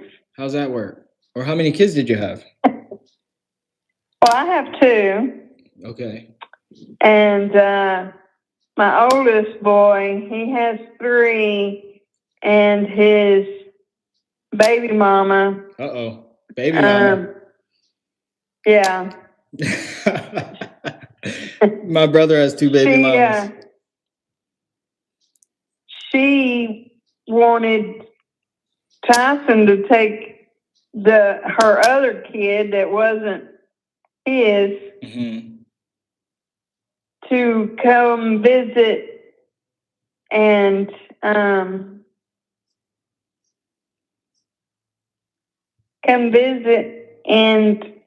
so she could have a kidless weekends. So I just like, listen, your problem is not my problem, but you're trying to make it my problem. But we live and learn. No, that's true. She hasn't ever lived and learned. She just keeps living. Well, there you go. Well, yeah, we all have our own journey, and yeah, my brother's kind of going through the same thing right now. He's on his journey. I love him to death. I pray for him every day. Well, he has 2 baby mamas, so 2 baby mamas, 2 kids, and I love my niece and my nephew. But yeah, everybody just on a journey. One thing I learned, I talked to some previous, like I said, I talked to a lot of people, but I talked to some people who used to be drug addicts. They were on heroin, but they've been clean for I think 15 or 20 years now, and they were coming out of a AA meeting or something, but they were like, look, one thing is you can't change anybody. It was a hard hitting lesson, but it's very true. They have to want it for themselves. That is true. So true. Yeah. Not saying it takes you a lot of wisdom to figure that out. Yeah. And sometimes you just got to let them learn how they're going to learn. I'm always going to be here for them. All my family members, I'm always going to be there for them. But sometimes, I was the same way. I was like a prodigal son. I did change my life around when I was about 24, turning 25. And I'm a completely different person now. But yeah, it's like nobody could have done it for me. A light bulb had to go off in my head. And same thing with my brother. It's just going to take some realization, some humility, and some self-realization and accountability. But yeah. I don't know how we got on this topic, but I'm looking for Dad's pictures of the house and. Okay. And just to share with you, Cynthia, so this is kind of how we make offers. We have a whole financing department and a whole underwriting team. So they look at the property, they run a CMA. A CMA is just a comparable market analysis, which just means they look at comps, they look at price per square foot, they look at what other houses are selling for, what this house could resell for if it was fixed up, and then what it would cost to fix it up based on everything. And so at the end of the call or whenever we do it, try to get it on this call. They're going to tell me yes or no. If they tell me yes, that means like it got approved. They'll buy it and they'll tell me what they're willing to pay for it. But for whatever reason, if it gets denied, maybe just because they just think it's not a good fit for whatever reason, they'll at least tell me that reason, and I'll give that to you. So, I'm not just leaving you hanging. So how long will all this take? I think you pretty much told me everything. Well, I think the only other thing that I didn't ask, so the pictures are going to be a huge help. So whenever you get those sent over, like preferably like, while we're on the phone. But other than that, like the foundation, that's a pier and beam foundation. Yes. Do you think that needs work? I don't. Okay. Last time I was there, it appeared to be fine. Okay. No settling or cracks or anything or soft spots? No, I thought the floor was good other than an eyesore. Right. He had his own way of decorating and he liked it and it was cute, but it's a lot different than it was back then when he bought the place. And like houses in the 70s that were built in the 70s, like during that time, those are some cool looking houses, like bubbly and colorful and carpety. And nowadays it's like, ew, Yeah, carpet. He's got carpet squares. Oh wow! In his bedroom. Oh wow! And and it was in my color back in the day, red and white. But it serves no purpose now other than making it. You got to fix it or replace it now. Yeah, and so in the living room, he got a rug laid down there, and it needs to come out. It's groovy. So all the flooring needs to be redone. Is it like missing any flooring throughout the house, or it just needs to be replaced? Like, can you see the ground? No, it's just okay. No. All right. It's just outdated. Okay. Okay. I found two of the pictures. Okay. We're getting somewhere.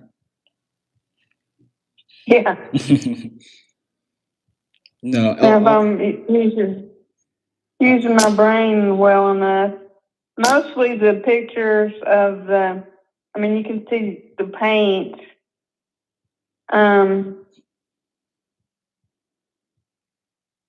Color. Is it all drywall in there, or is there like paneling or wallpaper? Now he did do a section of like maybe a 2x3 section, and had some framing around the wall there, and did a mostly, yes, it is all drywall. Yes, thank you. I'm gonna help you. It's that diabetes. Yeah, brain rot, brain fog, as I call it. Yeah. Oh Lord, I can't joke about that. It's so serious. I was going through some situation earlier, like 2 months ago, where it was like my first like public speaking event, like speaking to that many people, and I feel like I just bombed it, and it was like the worst feeling in the moment. But somebody told me, I didn't understand the old saying, but I understood it in that moment. He's like, laugh now, cry later. He's like, if you don't laugh now, you'll cry later. So yeah. So if you find, when they say on in the movies they say picture them in their underwear or something. yeah, yeah, yeah. If you don't laugh about it now, it'll cry later. That stuck to me. Like it was so true in the moment because I was laughing at myself pretty hard. Me and my friend were joking about it, making fun of me, but it was really funny. But I was like, yeah, the way I'm feeling right now, if I don't laugh about this, like, yeah, I don't feel good. Exactly. You just found 2 pictures? Yeah, the 2 inside there in the living room of the desk and the entertainment center. I guess that's why I have these pictures, because I wanted them. Oh, there you go. You want to send those first and then keep looking for more, or you think it's better to just keep looking for them for other ones? I am trying to send them to you. Okay. You want me to tell you my number, or you got it? Well, I'm on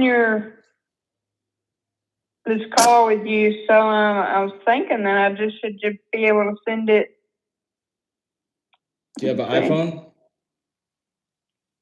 Yeah. Okay. So just swipe up from the bottom, and then you should be able to click on the little text icon, the text app.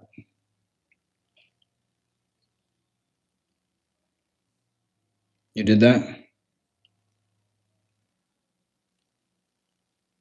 Well, it took my pictures away. Uh-oh. Well, so if you swipe up and to the right, you should be able to see all the windows that you have open, and you could click back to wherever you were, and it should pick up where it left off. Okay, let's see.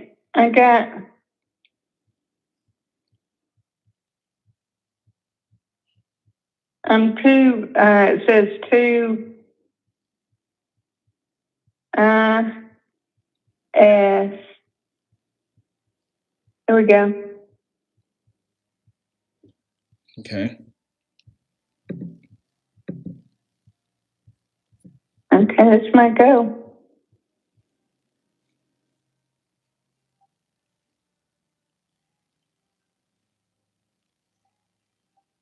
Okay, I think I sent it. I hope all the other I got 2. didn't go. Yeah, I got 2. All right, now let me see if I can find the yard. Okay. And the ceilings have those beams all throughout the house?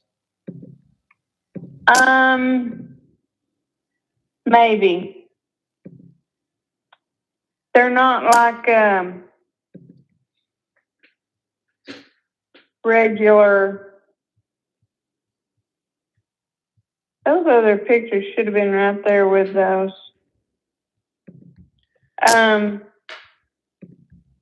They're not like big beams in a bigger house. It's so little that. Yeah. And where this entertainment center is that in the living room or is that in a room? No, that's the living room. Okay. I mean, there's only 768 square feet, so. Right. Okay, here's the yard.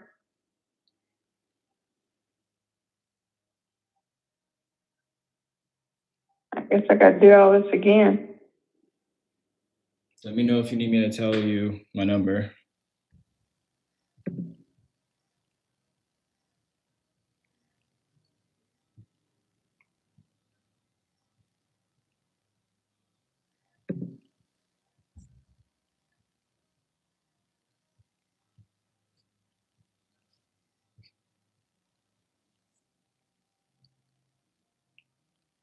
Well, how did I do that? Messages, maybe? Well, it says share to. Share, and then, yeah, text or messages. And then. Messages. Okay, here we go. You want me to tell you my number?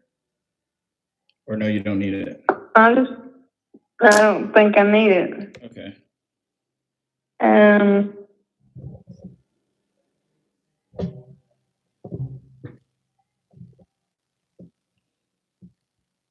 Okay, I think that might have gone. Now, my dad's house, you're going to see the bigger picture is of the neighbor's house, actually. So the tan house is not my daddy's. It's the one to the right of it. Okay. Uh-oh. Yeah, that carport. Yeah, that's been a tough call. I didn't have enough help. I had one son to go with me, and we took care of the yard and that tree, and Okay. I had no way of dealing with that. Are those leaves and everything, those branches still there? No. Now it's been a couple of years since I've been there, so we cleaned all that up. Okay. And so I don't know about that tree. Right. If it's still alive or just died completely. Okay. Tell me this. I see a window unit in the window. Does it have central AC or just window units? No, window units. And I don't know about the heat. I don't know if those units had heat with it, because I never remembered seeing space heaters. So I honestly don't know about the heat. Okay. Has this I know there's gas to the house because the dryer was gas and the stove is gas. natural gas or propane? Natural, I guess.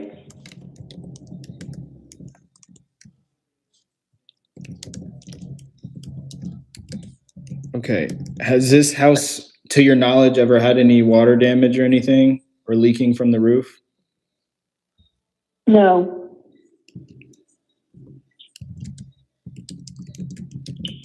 The roof probably needs to be replaced.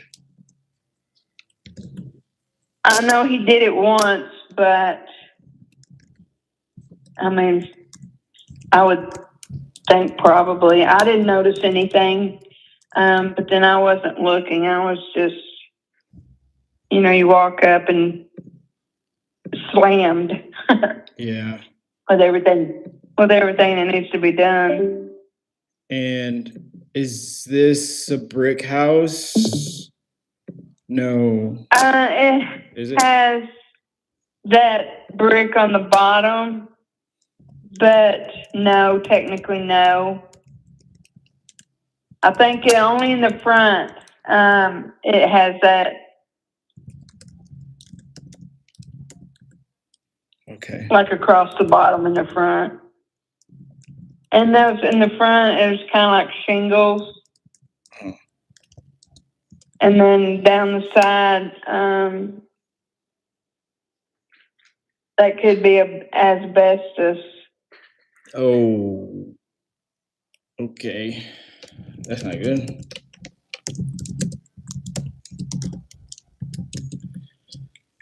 Okay. And that's all the pictures you have? Yeah. Okay. All right, Cynthia.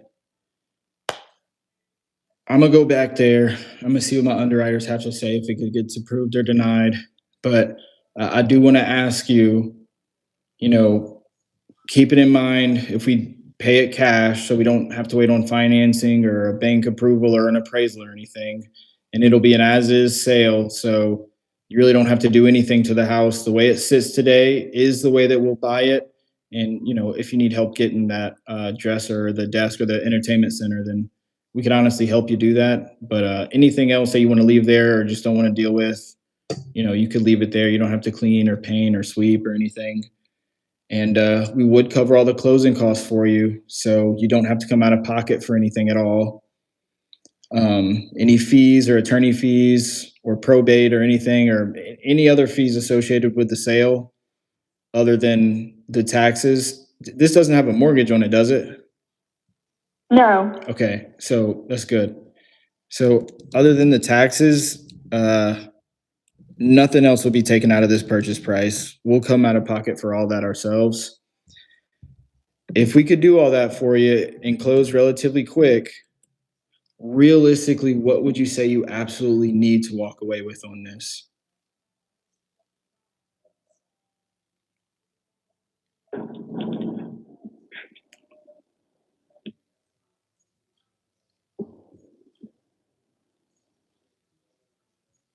Well, probably need to go and pencil in all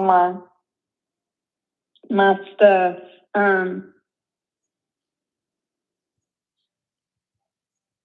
See, I told you 35, right? Yes, you did tell me that originally. Okay, and I don't know, I have no idea about my car. I have a ton of medical bills, and then, I'm gonna say, 30. Okay. Cynthia, is that 30,000 negotiable at all? Well, there's gonna be a point when it becomes, non-helpful, if you know what I'm saying. Yeah, because you stopped paying the taxes completely now, right? Like you're not paying them anymore? Yeah, it's after the first year, I didn't have the funds for it. Okay. And then your car still works that you want to pay off, right? Yeah. It is working. It just has an engine light on it, and it's saying turbo.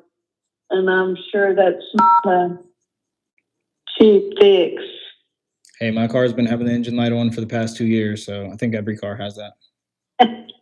Yeah, well, But do you have an I don't want idea? to. Do you have an idea of what is left on the car? I think around 95.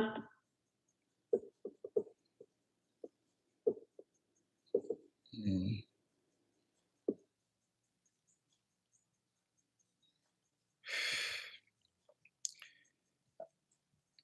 At the end of the day, I'm not just in real estate, or at least I thought I was when I first got in here, but I soon realized, after like my 100th house, like I'm in the business of people.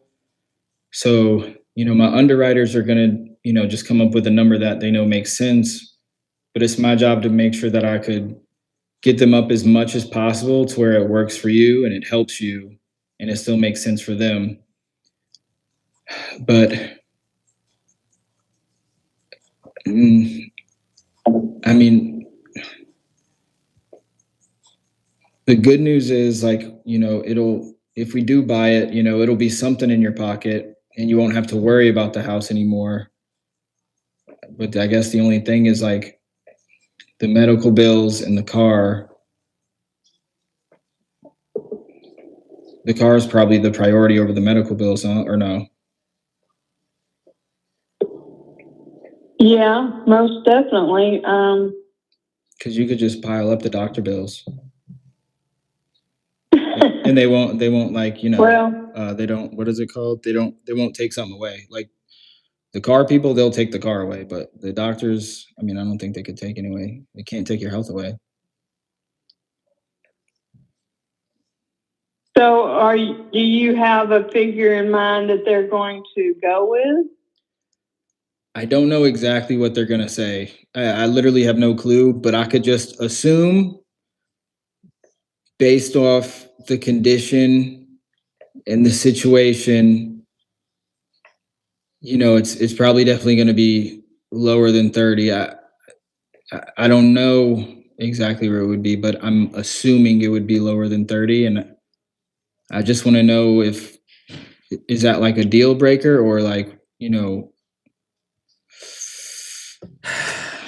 like I'm thinking you might have just enough money to pay off the taxes and then pay off the car and maybe have like, I don't know, a couple grand, 2, 3, 4, 5. I'm not sure. I'm not doing the math right now, but something like that to walk away with in your pocket. If you paid off the taxes and you paid off the car and then have a couple thousand. I mean, do you think that would help you right now? Well, I guess every little bit helps, it's just how you spread it. Yeah. And if that's agreeable to those people that are in the wanting, like they're taking payments out of my account for my medical bills that I didn't agree to how much they were taking. They take some every month? Yeah. Like how much? Like a few hundred or a few thousand? $73. Okay. All right. Hey. At least it's not like a couple thousand. I thought you were about to say 7,300, but they'd be having to get into somebody else's bank account because I don't make a couple of thousand. Yeah. The old adage of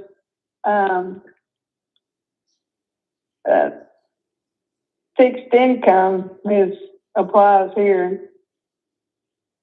Yeah. Do you get any like assistance or anything like that?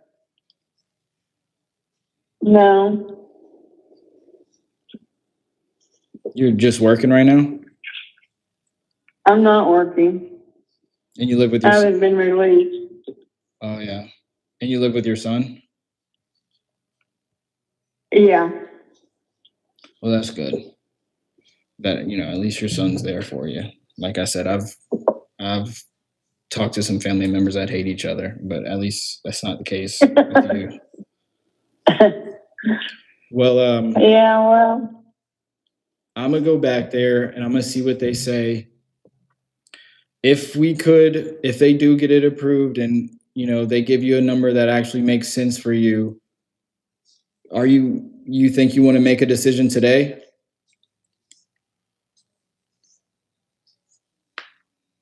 if it's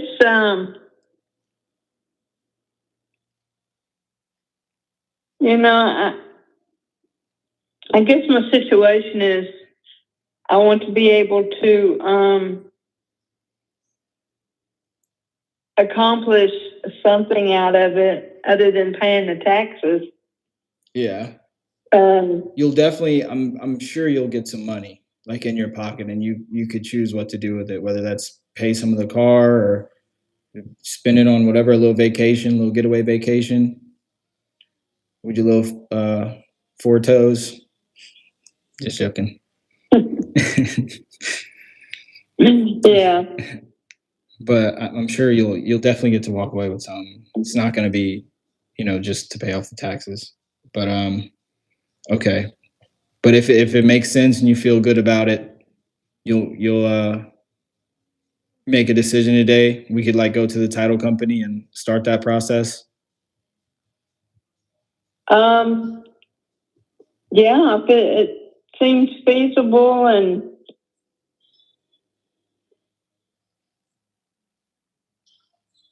yeah, I mean, I don't guess there's any reason in dragging it out other than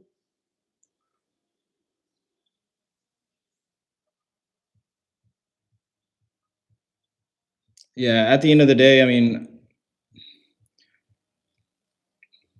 yeah, you just got to weigh the options and like, what is it costing you to keep it? The taxes are going to go up, medical bills, better sooner than later. Because I know it's been like you said, like 2 years you've been trying to sell this. So, and I'm sure the condition isn't going to get better with time. But and so look, just so you know what the process looks like, so you know, if it does get approved, we agree on a number. My underwriters would write up a simple 2-page agreement, like a purchase agreement, saying the price, the date we're closing, as is, and cover all the closing costs. They would send that to your email via DocuSign. And I have your email here from when you filled out the form. Is it cindyandrews1961@gmail.com? Right. Okay. They would send that to your email. Are you able to pull up your email right now?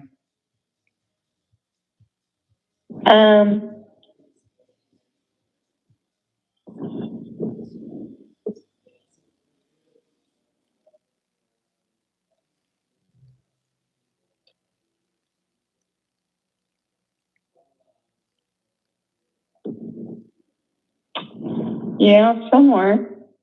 You're trying to see if you could do it.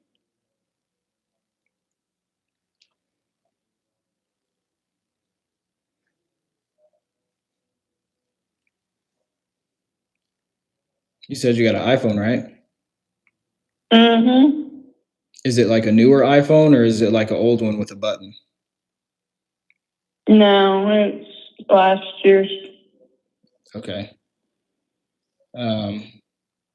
Then you should be able to, like, if you put your finger on the middle of the screen and swipe down, it'll pull up a little search bar and just type in Safari or just type in SAF, and you could go on the internet that way. Or if you have Gmail, you probably have the Gmail app. I don't know. Either one. Okay. You have the Gmail app? Well, I have Gmail, and then this is the giant M. Yeah, that's Gmail. Okay. All right, Cynthia, this is what I'm going to do. You want me to call you Cindy? Is that what people call you? Cindy? Yeah. I'm going to call you Cindy.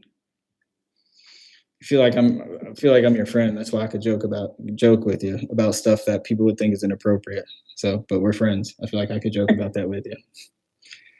But I'm gonna go back there. Their office is about 10 feet behind me. I'm gonna get the CMA from them, and they're just gonna tell me yes or no. If it did get approved, they're gonna say this is what we'll pay for it, and I'm gonna do my absolute best and everything in my power to make sure, that it's a good number that works for you. But if for whatever reason they just say it's just not a good fit or it's not something that we could take on right now, I'll tell you why at least, and we could at least part ways as friends. At the end of the day, I enjoyed our conversation no matter what happens. Sure. All right, cool. Can you bear with me? Appreciate your time. Absolutely. I appreciate yours too. Bear with me one moment. I'm gonna put you on a silent hold. I'm not gonna hang up, and I'll be right back with an answer, okay? Okay. All right. Woo! I know everybody's bored. Everybody's bored, huh? We got 7 people on YouTube. I had like 20 phone calls in your one phone call. Report was long back. Phone died. Man, my bad. Yeah. Talking too much, or am I tweaking? Last year was hiding something. Nah, fuck no, I wasn't talking too much. Hell no, I wasn't talking too much. What? Cynthia's my friend. That's all that matters. She's slow. She's older. She has the conversation with her. You got to take it slow. There's other people that are talkative and they're younger and they're like, da, da, da, da, da, da. So it's like, with them, you'll have a faster paced conversation. But with Cynthia. Yeah, take care. You said what? Sorry, I was ordering food. I do apologize. Oh, no, you're good. Yeah, but Cynthia, you gotta take it slow with her. She's what, 65? She's not even that old in my opinion. I hope when I'm 65, I could jog a mile and do a backflip.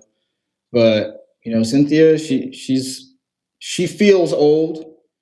She had a triple bypass. Well, I definitely agree. I think single family homes, you got to at least talk to them for at least 30 minutes. Yeah, every lead is at least 30 minutes, or I don't count it as an offer. But yeah. So I've been on the phone with her for about an hour now, hour 12 minutes. But We're about to get it for as low as possible to where it still makes sense for her.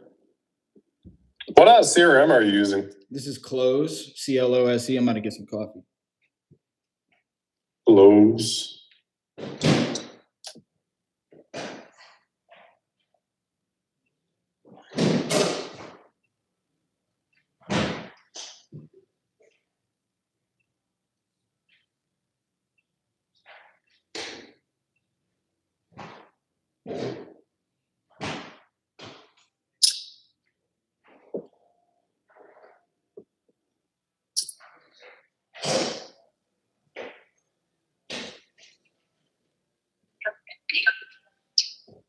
Yep. So, I mean, long story short, either way, dude, we need it at,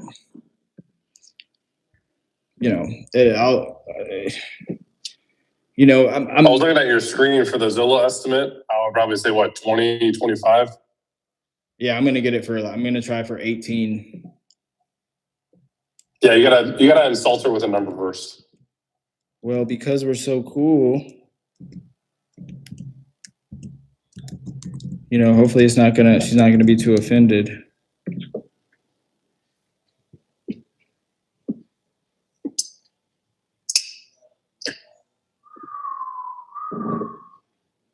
Yeah. Yeah, one's in the chat. If I'm gonna get her locked. Yeah, I would just say, hey, I know this is not the number that you were hoping for, but would 15,000 work for you? You think I should shoot for 15,000? Yeah, you have to insult them with a number first. Shit. Hold up. Hold on. Let's see. Let's do. And then you put her on hold again. Go back there, raise it to 18 or whatever. 17.5. Sheesh.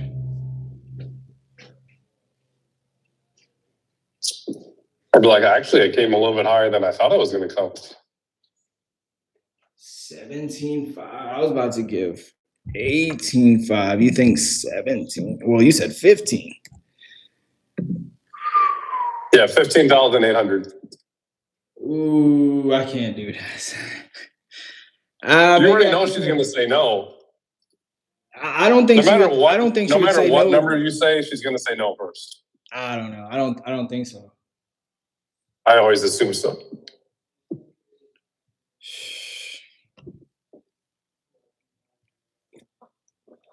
Ooh.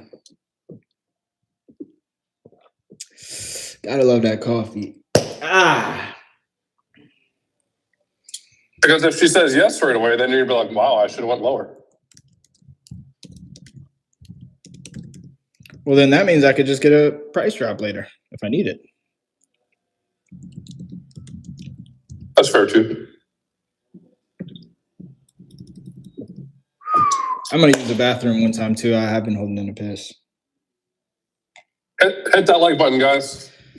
Hit that like button. Come on, we got 14 people in here. We only got 8 likes. We've been on the phone for an hour and 15 minutes. This is actually an inbound Facebook lead that came in and she never answered the phone, dude. She's been in here for how long? A year, huh? Nah, she's been in here since June 13th.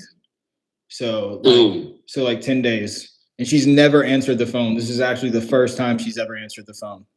So hit the like button. Come on, we got 13 people in here. We got 9 likes. Hit the like button, y'all. We about to give this offer. You know the deal. Yesterday was a 1-call close. We about to make this second day 1-call close. We might go for a hot streak.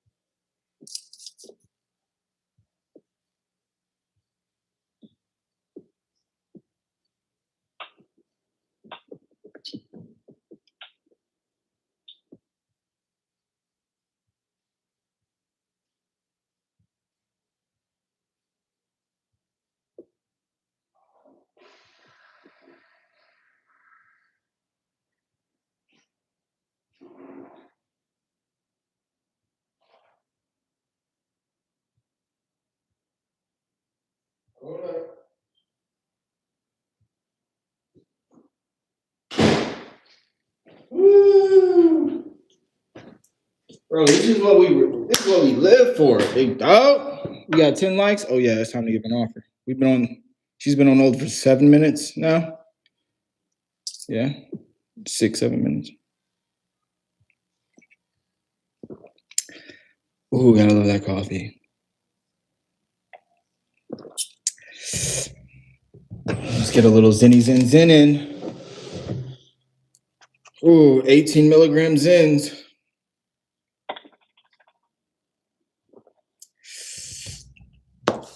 Oh shit. Just fill our body with stimulants. Zins and coffee. Let's go.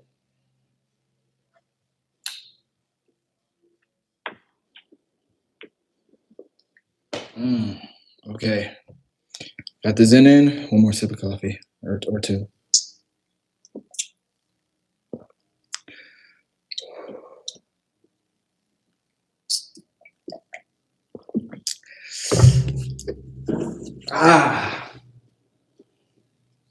That shit really burns my throat, but I like it.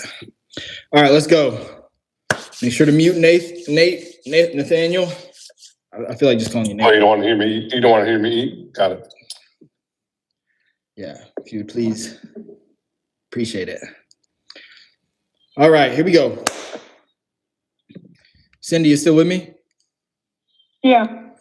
Hey, sorry that took so long. I appreciate your patience so much. I really do. But got some good news. So the property did get approved to be purchased. It was kind of a battle back there. I feel like I got my boxing gloves on, really. But for real. But I was able to tell them what was going on, what you absolutely needed, what wouldn't make sense. So, I got them to come up as much as I could. Now keep in mind, do you have a pen and a paper with you?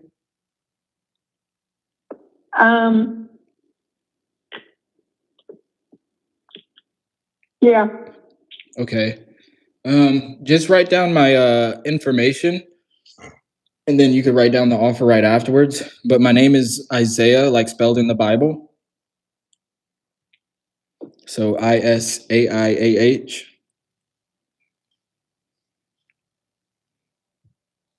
Okay.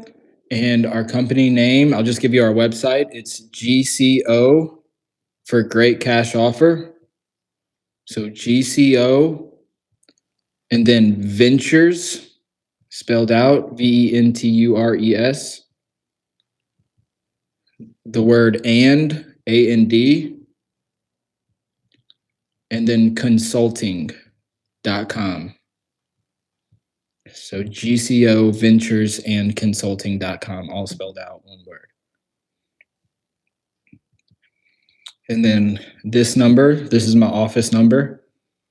It's 469, or just let me know when you're ready. I'm good. Okay, 469 and then 672 9950. Okay. You want to repeat that back to me just so I know you have it? 469-672-9950. Yes. Okay. So keep in mind, this offer is an all cash offer. So like I said, there's no loans or bank financing or contingencies or appraisals or anything like that. It's going to be our own capital out of our pocket. So you don't have to worry about any of those contingencies or anything. And it's going to be a completely as is sale. So that means you don't even have to go to the property again if you don't want to. Nothing has to be done to the house, whether the tree is there and there's like limbs on the ground, or plumbing needs work or anything like that. The way it sits today is the way that we'll take it. You don't have to clean, paint, or take anything out the house. But I did talk to my team, and we have helped people relocate before, so we can help you potentially get that desk and entertainment center. We could actually help you get it shipped to you if you want to. And Okay. and we do cover all the closing costs, like I said earlier. So there's nothing out of this number that has to come out other than those prorated taxes for the year. I did tell them about the situation and, everything that's going on and why it's important for you that you get this done. So we'll anything over $8,800 in back taxes, I think you said was the most you think. Anything over that we'll cover. So you only have to cover, 8,800 if that's what's on it. If it's less, then it's less. That's fine. But anything over 8,800 in taxes, we'll cover that for you. Does that make sense? Yeah, I guess so. Yeah. So nothing comes out of this number except for the 8,800 in back taxes. Anything other than that, anything at all, whether it's attorney fees, more taxes, or anything like that, we'll come out of pocket and we'll cover for it. And then obviously there's no realtor commissions that you got to pay or anything because you're just dealing directly with the buyers. And so Right. with all that being said, the cash number that they could buy the property for is going to be $17,550.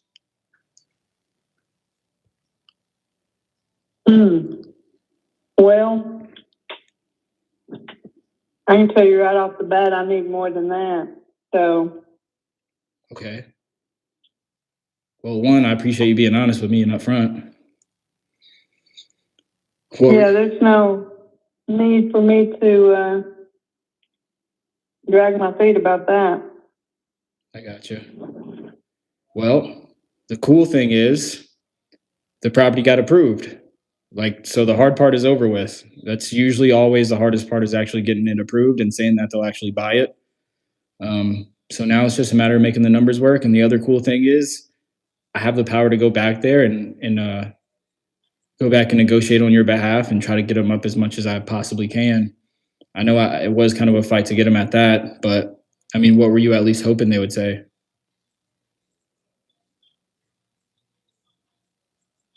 $25.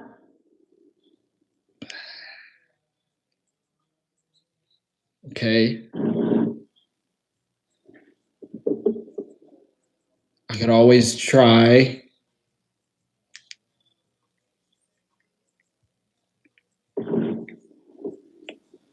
Okay.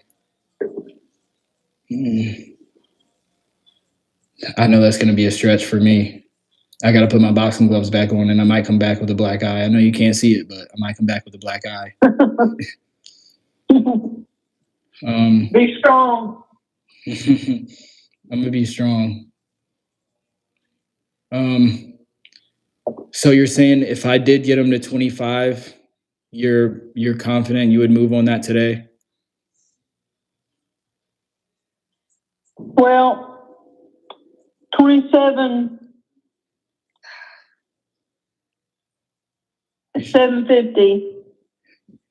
Yes. You're trying to get me killed. You're trying to get me strangled and jumped back there. No, you're the man. I appreciate that.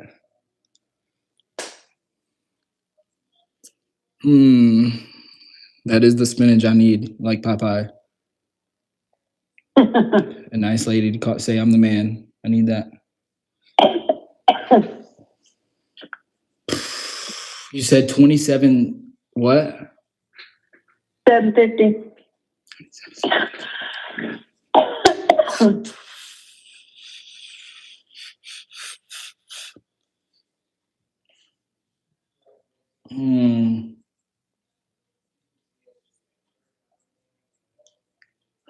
I'm gonna try. I promise you I will try. I cannot promise anything though. Is there anything else about the house that maybe I could use as leverage? Like anything you really love about the neighborhood or any updates that you know of? Like if your dad maybe replaced the water heater or replaced the windows or something, or maybe the AC unit still works. I mean, the window unit still work or something. That shop, that's about a $30,000 addition right there. You don't have pictures of it? No, I don't. So that's in good condition, the shop? Oh, yeah. Yeah, $30,000 for a shop is really expensive. I guess it depends on where you get it from. Okay, but the shop is in good shape. The roof on the shop, what is it, a metal roof on the shop? Yeah, it's a whole metal, like a barnuminium type thing. And it's concrete flooring.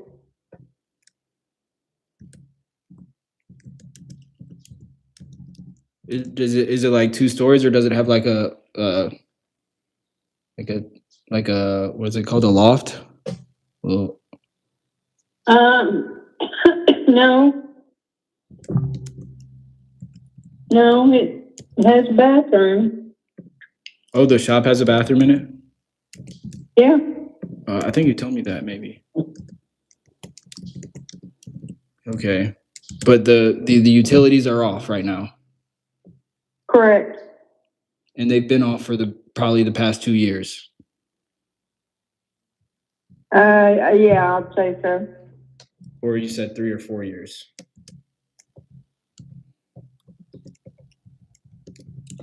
I'll say 2 years. Well, they do need I can't lie about it, but you think you're pretty confident on 2 years? They've been What do you off. mean?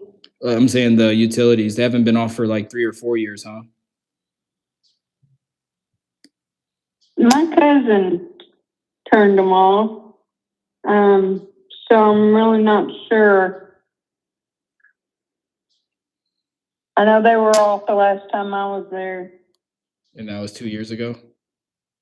Yeah. Okay. 2 years. And if we wanted to go see the property, would it be your cousin be the one to let us in, or is the house just open? No, I guess I'd probably have to meet you there. Really? You would drive out there? Well, Your cousin doesn't live in Wichita, or nobody else does? I mean, it's okay if you want to meet us there. That's fine. That is a long drive. well, you gotta do what you gotta do. Yeah. Okay. Well, I'll tell them that you are willing to meet us there. So that's a bonus.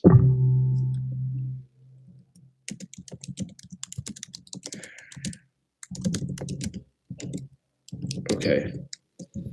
All right. All right. I got some ammo here. You know, you might have the title work done already. You know, some done. Possibly an affidavit of heirship, which would be all that we need if it was just you and one other person who inherited it. And then they have a 20 by 20 metal barn dominium with a metal roof, concrete flooring, and a bathroom in it. And then you'll be able to meet us there. Okay. And you're sure at 27,750, you're good to go. Well, my son will kill me dead. You think he'll kill you, or you think he'll kind of be relieved? I think he'll kill me. Oh. Why? Why do you think he'll kill you? Sounds like it'll be a good thing if you sold it. Well, if I don't have all the money and then I become a bigger burden on him, all the money that I need to take care of my health and my vehicle. Well, if you sold it, you couldn't be any more of a, I don't think you're a burden, but you couldn't be any, if you sold it and you did have some money in your pocket, that couldn't be more of a burden than right now. That sounds wrong, but you know what I mean. Yeah. All right. I'm going to do my absolute best to get this for $27,750. That's about a That's about a $10,200 jump.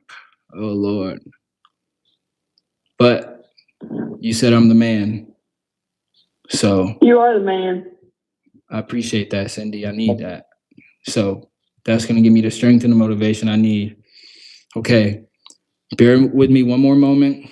I'm going to go back there. I'm going to do everything in my power to get that 27,750. And then we could do something. All right. Just bear with me one more moment. Okay. And I really appreciate your patience. And Okay. with me. All right. I'll be right back. All right.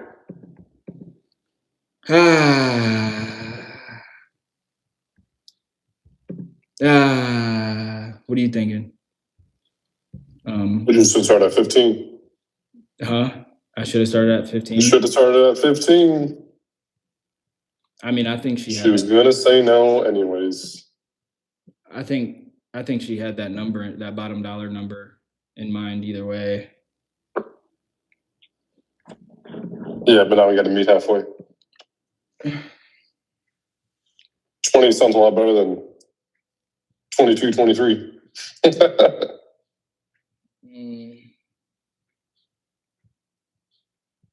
What's the wholesale fee? $1? I'm just kidding. I'm thinking the most I'll sell it for. Make sure y'all hit the like button. We got 16 people in here and we only got 10 likes. Hit the like button.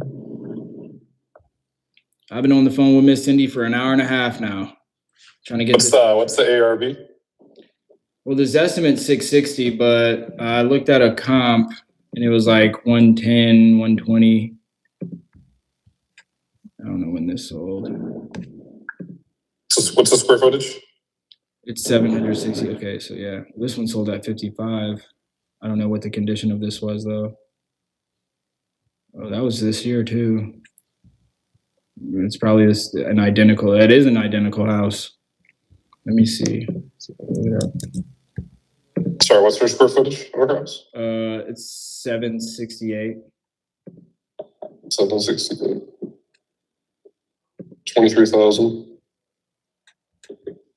You think I should offer 23,000?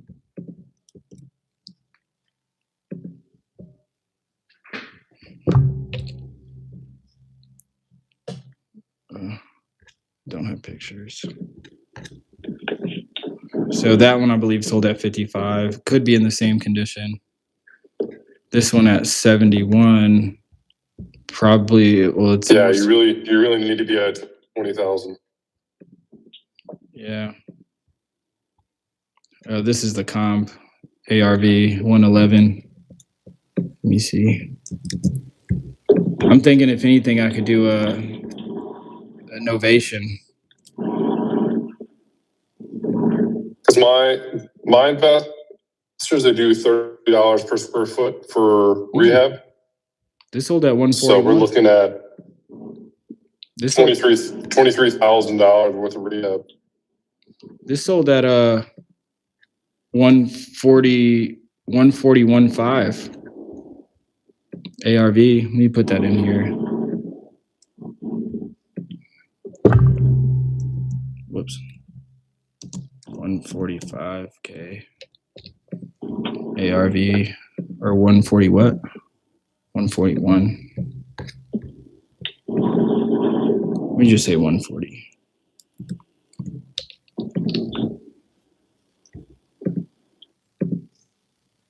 $41,000. That's probably the same condition, maybe. Yeah, I'm thinking. So you're looking at the one that has 1,200 square feet. No, this one has 700 something. Yeah, 700. No, the one that you just looked at. No, that one before. Oh. No, that one before. Sorry, I saw one on your screen for 1,200. Oh, this one sold for 13,000. Ah, shit. Might have to make it a novation. But no, the one I looked at was this one. It was 792. It sold for 140. Yeah, they must have really did a polish. I'd say I'd get it as a novation. And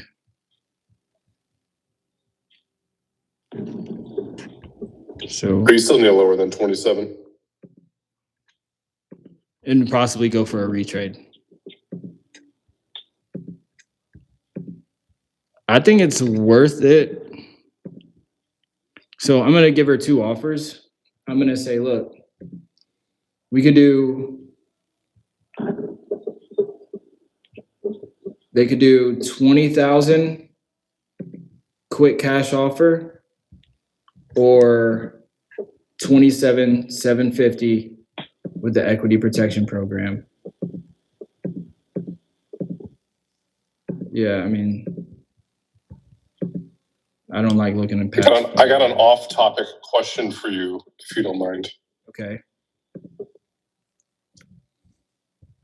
I don't know when you want me to ask. I mean, you could ask right now. Sure. So I wanna offer my services to my church.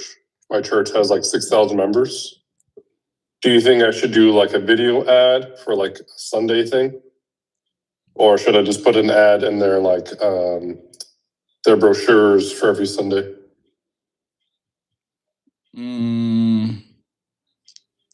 How do you think I should get the word out? What's the best way you think? Wait, say that again? Whether it's a online ad or a brochure? Like if you go in person, it could be an ad. Like you get like a pamphlet for like what's going on in the month of the church. Or should I just do a advertisement? Like online? Well, what do you mean? The church I go to, they're on YouTube. So you're saying YouTube ads? But there's also over 6,000 members. No, it won't be a specific like YouTube ad, like something that interrupts the YouTube channel. But it would just be part of the church service. So you know how they do announcements for the church service? Yeah. So it's going to be on the screen? It'd be like that. So it would be on the screen or somebody speaking into the mic? Both. Yeah, I think any new, up-to-date, relevant, like modern church, they have pamphlets and then they have a website. And then during the service, they do the announcements. And so during the announcements, it's either somebody speaking into the mic or they just play a video on the screen. So, I mean, if it just depends on what the goal is. If it's updating the church on what's happening in the church, in the community, then yeah, it should be a video on screen. Fuck.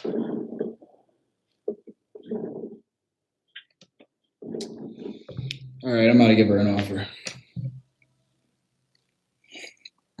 Let me read myself.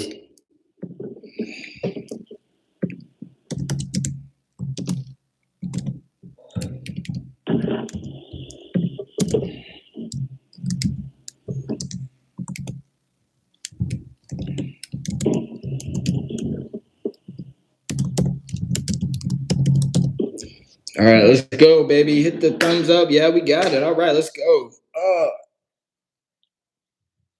Oof.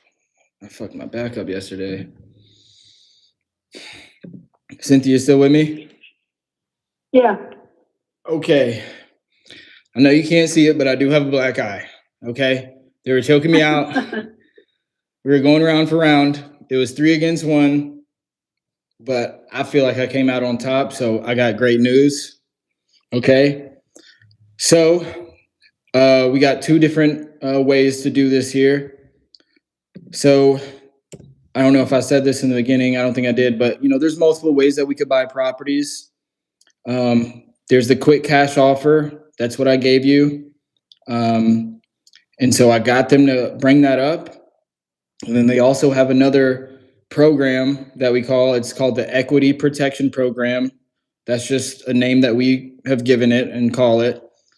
Basically, instead of a quick cash offer, right, with a cash offer, it's, sight unseen, close in 2 weeks, one, either 0 or 1 walkthrough, with the equity protection program, the only thing that's different than the quick cash offer is it's going to be a longer close date. So instead of a 2-week to 30-day close, we're looking at a 45 to 60-day close. And then instead of the cash offer with, only one, maybe two max walkthroughs, with the equity protection program, we would need at least 1 or 2 days out the week to come and view the property and show the property to somebody that we would be fixing the house for. So in a nutshell, just to kind of re-explain that and break that down, they're both cash offers. They're both covering all the closing costs. It's both of them are as is, except with the quick cash offer, it's a shorter timeline and only 1 or 2 walkthroughs. With the equity protection program, it's a longer close date and more walkthroughs.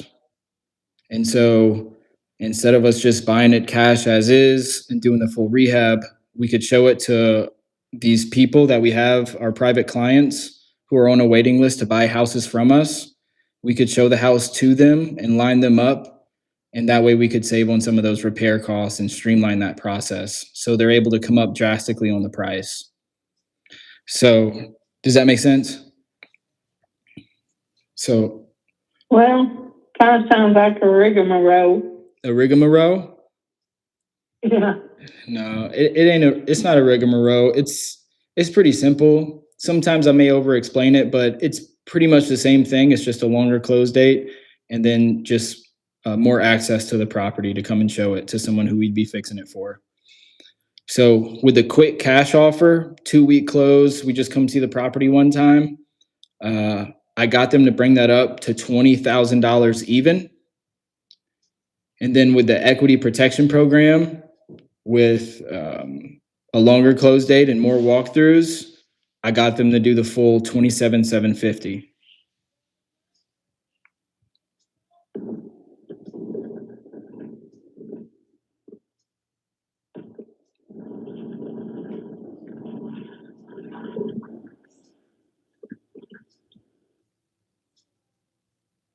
Well,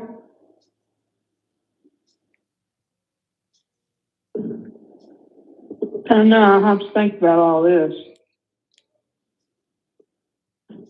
I gotcha. Look, it wasn't easy getting this, but you said I'm the man, and I don't know if you said I'm strong, but maybe my brain translated it to you're a strong man. But I took that with me and I went back there and I got it approved. So yeah, they're willing to buy it.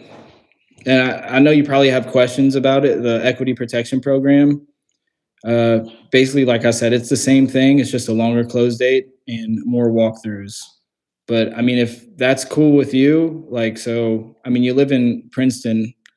So, I mean, but as long as a 45 to 60-day close at the latest, it's okay with you and you're okay with us coming to show the property, it's going to be with a licensed realtor. It's not just going to be anybody, right? We're not just going to have a bunch of random people in your house.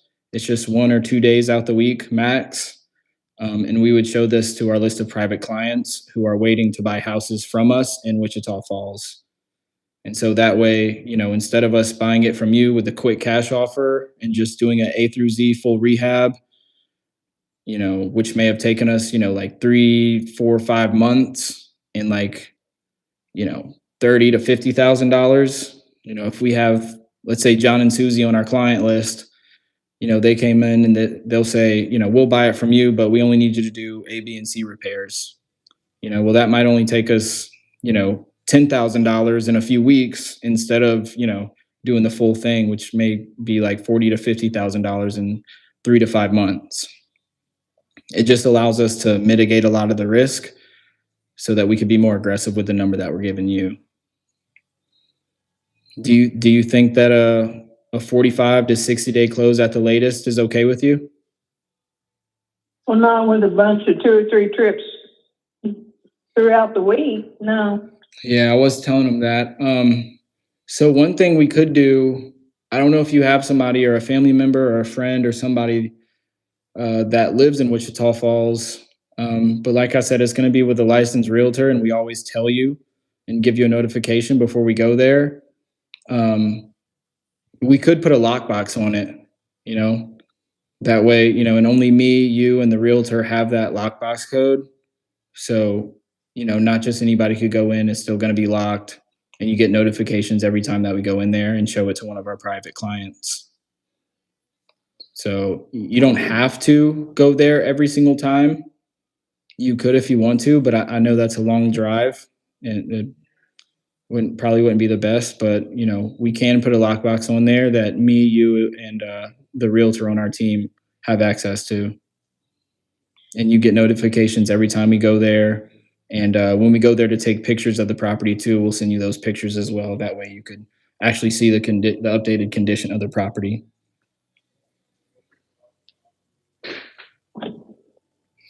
Do you think having a lockbox on there would help? I guess it'll help somebody, but I don't see it helping me. Well, it'll save you those trips and that gas money and the mileage. And that way also you get those updated pictures too. That way you could actually see everything the way it is right now.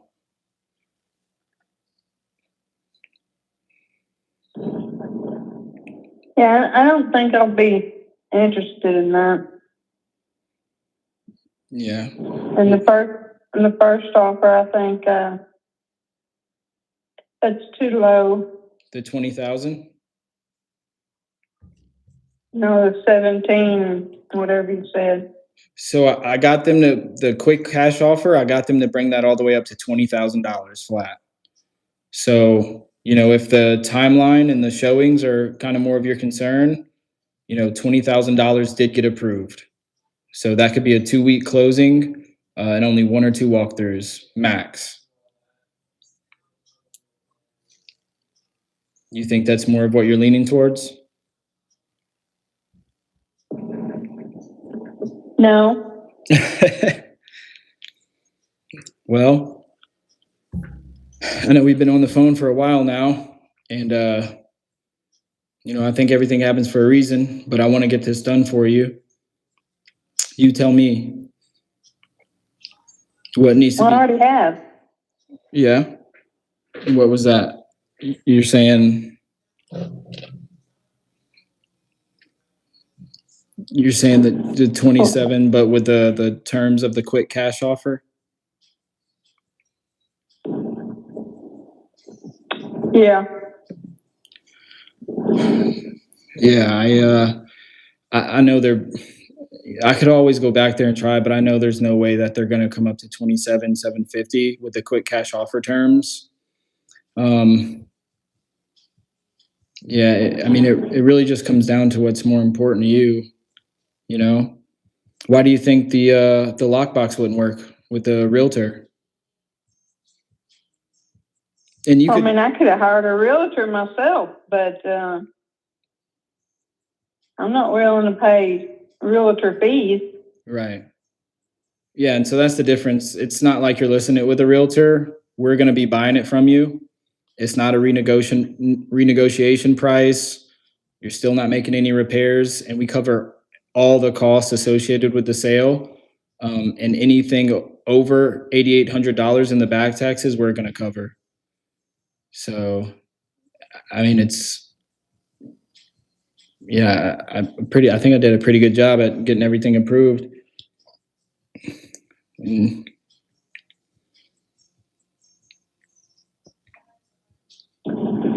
Well, for some reason, I'm not relieved, so I don't think. I appreciate that honesty. That means a lot. That I could tell, like, you're being genuine and you're being honest right now. What do you think needs to happen in order for you to feel relieved? Because it got approved. I definitely want to see it go through. I want to see you have, the property taxes paid off, and then you have money to pay off your car note, pay some of the doctor bills, and you could be at your son's house with some money. I want to see that happen. And I know my underwriters want the property, but it just has to make sense. But what would you say, honestly, realistically, needs to happen for you to feel relieved?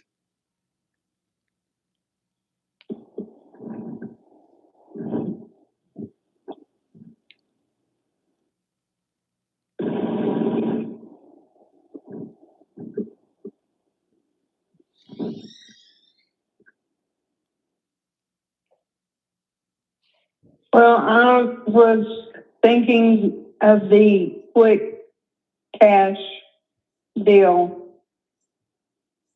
And I sure wasn't thinking about 20,000, because that barely gets the taxes paid. Yeah.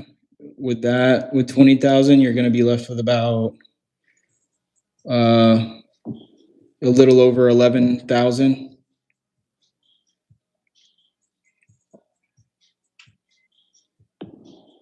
Yeah. So I know that's enough to pay off the car, and it'll probably leave you with $2,000-3,000 after you pay off the car and pay off the taxes.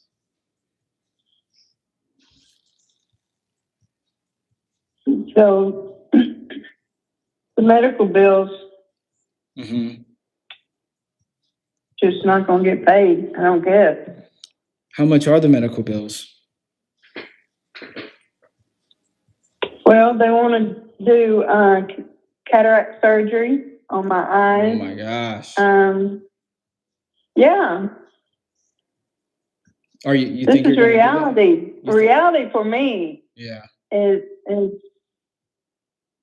not in y'all's vocabulary. No, I mean I've dealt Think with. if I'm Go ahead. got a figure in my mind so I can go shopping at Bloomingdale's is not correct. You said you do want to go shopping at Bloomingdale, or it's not? I said, no, y'all must think I am. Oh no. With all that money y'all are going to give me, it's going to finance me a trip to Bloomingdale's. No, I told him what you told me and why you need the money. You know, in all actuality, I'm living in a camper. So with your son? I'm not. Yeah, my son's living here with me. You both live in the camper? Mm-hmm. So I have come down in my life to where I can afford and be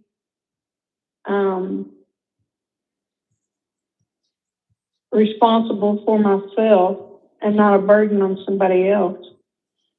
So well, I think I think with the 27,750, the equity protection program, that's giving you everything you want. But I know that you said something doesn't feel relieved yet. Is it the showing in the lockbox, or is it more of the timeline? Cause it got approved. The timeline. And then when I go do the figure of 35,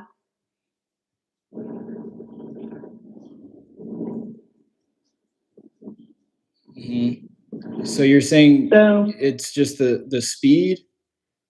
Like you want it done faster? The speed and this dewing down process. You're actually the second person that has used that term with me. Yeah, well, something must be about it. No, I mean I've talked to over 100 people, but I'm saying the other person, he was in his 70s and he's used that term. I'm just saying that's the second time I've ever heard that. But kind of like when I was buying my first car, sitting in the salesman's office, taking forever all day long just to buy a darn car. You have to go back to their manager, and it just kind of seems like the same scenario.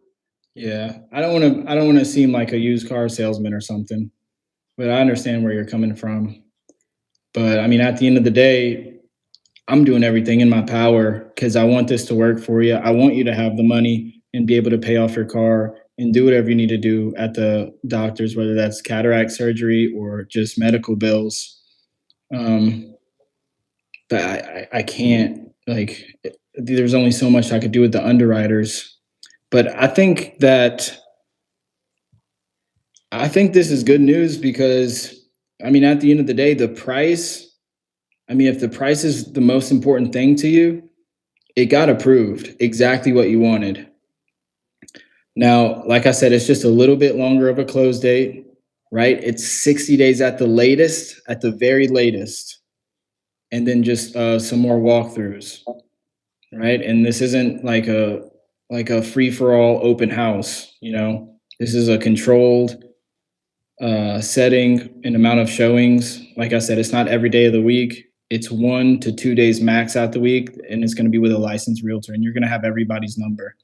And you know, I can't promise what you would get with anybody else or anybody else's company, but I can promise you what you get here at GCO and with me is going to be world class customer service.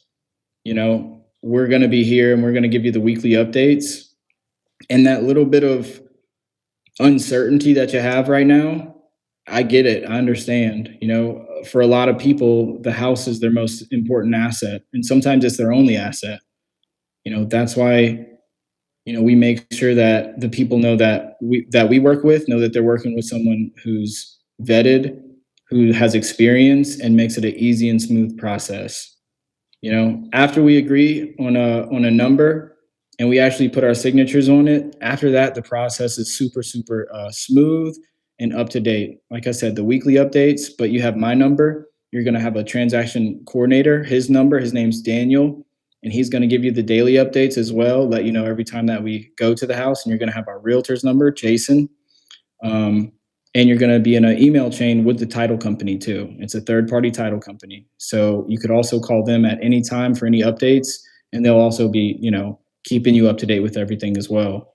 You know, let you know when the closing date is scheduled, what came back on the title work, if there's anything else that we need to do. And the cool thing is, all of those fees are covered. The only thing that's coming out of either one of those offers, whether it's the $20,000 cash quick or the 27,750 in 45 to 60 days, the only thing that's taken out of that is $8,800 in taxes. Anything over that, we cover. So I get that, you know, there's a little bit of hesitancy. Trust me, I know. I've been through 100 transactions. I've been through it before. And I know you can't see me in person, but if I was there with you, you know, I would give you a handshake and I'd look you in the eyes and I say, Cindy, I'm here with you. The whole team is here with you, and we're going to get it done. The end goal is to make sure that the property is sold. You have money in your pocket to pay off the car. You don't have to worry about the taxes going up every month. And you have a little bit of extra money to spend on doctor bills and whatever else you need to. You know, it's not like a normal real estate transaction where it's just you list it with a realtor, have a bunch of showings, and then renegotiate. It is a locked in number that you know you're going to walk away with in your pocket.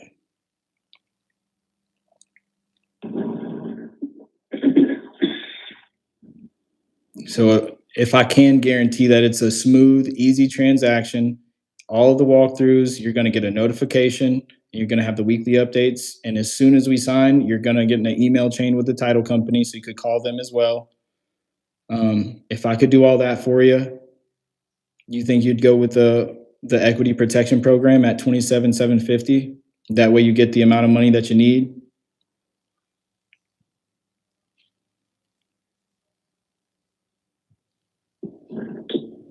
Well, Because at the end of the day, I mean, I would, if speed and convenience, or like if speed and less walkthroughs was the priority, I'd go for the $20,000 cash offer all day. But I know what you need it for, and so I'd say, you know, based off what you told me in your situation, it's better to just wait a couple extra days instead of 2 weeks to 30 days. It's, you know, 15 to 30 days extra max. You know, think of it more like a 45-day close. It could be six. I'd be lying if I said it couldn't be 60 days, but that's at the very latest.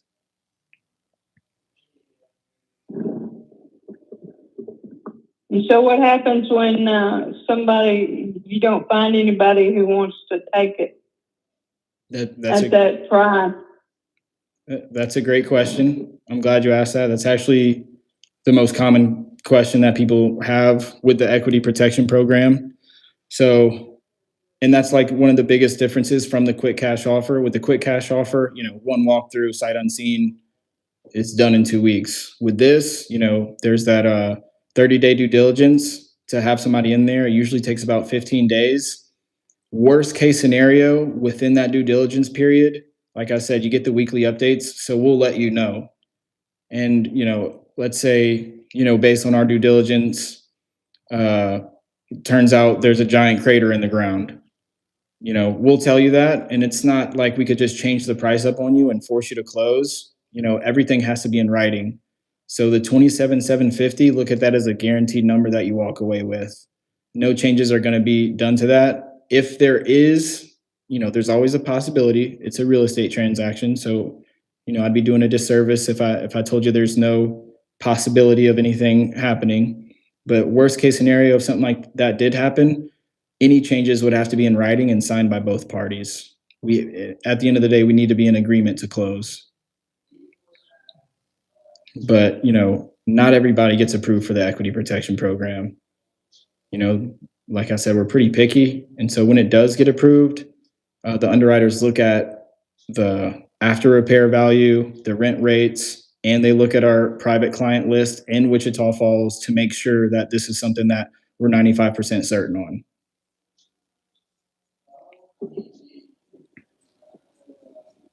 But it doesn't matter. I was going to say, it doesn't matter if you signed with us or Joe from down the street. There's always going to be a possibility that something goes wrong. But, I've been working here for 5.5 years.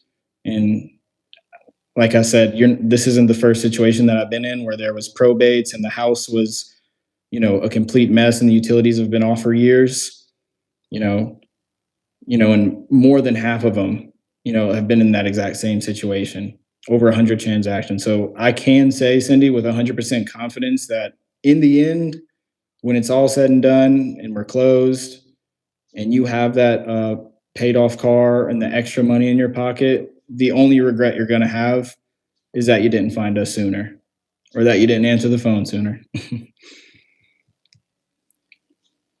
No, I'm not feeling that confidence. You're not feeling it from me? From the whole situation, it just seems like it could be a little tricky in some aspects. Yeah. So if my underwriters would put that in writing and they would send it to you, and all of that is written in plain English.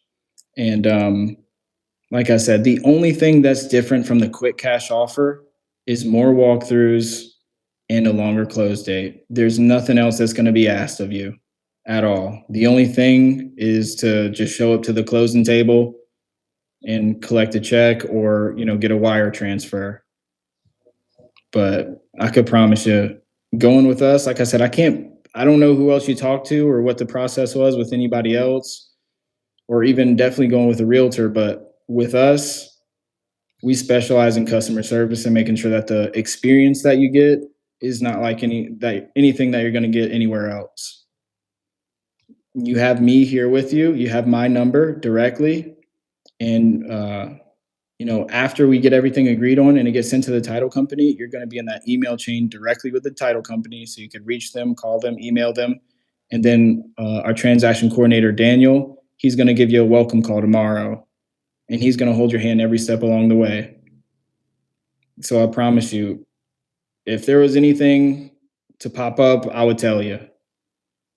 I didn't stay on the phone with you, all this time, to not try and help you and get your goals reached. At the end of the day, it's just about us buying the house at a reasonable price and then you being able to pay off the car and then have that extra cash to pay the either medical bills or to have some for yourself.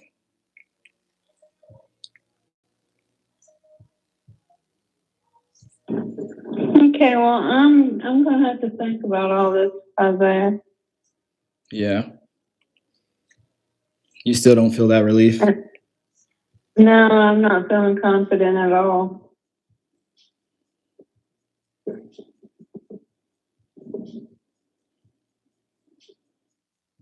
And it's just the timeline, the 45 to 60 days and the showings.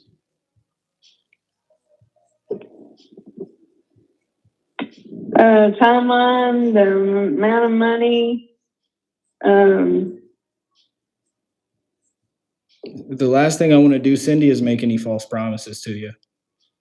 You know, if I was a used car salesman or something, I could come back here and make false promises to you. You know, and I could tell you, hey, we could do the 27,750 and, you know, make it quick, fast, 2 weeks, but I'd be lying to you. And I don't want to lie to anybody, and I don't want to do a disservice to you. That's why, you know, I am upfront. I'm upfront about the whole process and everything that has to take place. You know, we could give you this 27,750, but you know, it's just going to be instead of a 30-day to 2 week close, it's going to be 45 to 60 days and more walkthroughs, right? And that could come with a lockbox, you know, like I said, and you get notifications every time we're over there. But I wouldn't feel right if I told you it'd be a quick cash offer and then pop up something up on you last minute. It's my job to make sure that you understand the process, you feel comfortable with the process, and that you stay up to date along the whole entire process up until the closing date and you get your check. I don't know who else you talk to, but I could promise you, like, that's what the process is, and I know that we'll hold your hand every step along the way. And in all honesty, that's the only difference too. It's a longer close date with more walkthroughs. No other hidden fees, no other processes, no other pop-ups or surprises. I'd be trying to push for the $20,000 quick cash offer, but you know, I know you want the 27,750.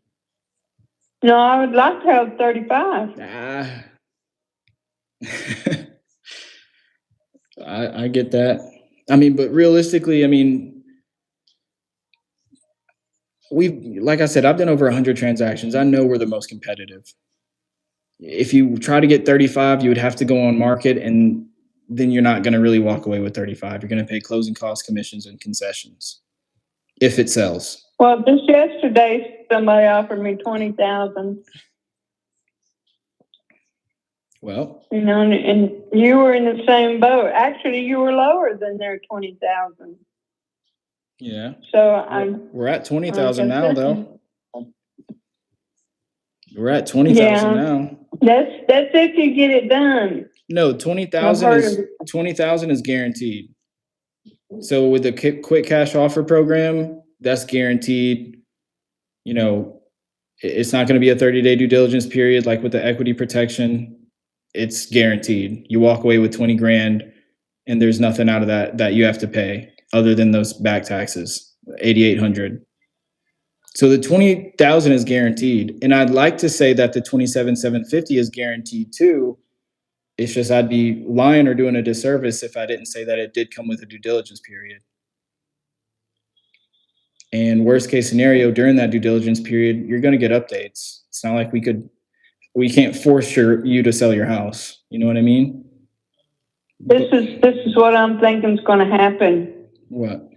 To get the 27,750 is that come closing date, you're not going to have a buyer. And so then you put me off, and I've waited all this time and still didn't get any money. Yeah, absolutely. Absolutely not. Yep. Well, I'm glad you were honest about that and you shared that concern, but absolutely not. I'm upfront and I'm honest about everything in the whole process. And you'll see, you know, at the end of it, that I'm a man of my word and that we do give great customer service, but that would not happen. And so in the agreement, it's going to have a due diligence period. So if anything were to change, or worst case scenario, which again, we're 95% certain on all our numbers, but if anything were to happen, it's not going to be at the closing date. No way. That would never happen.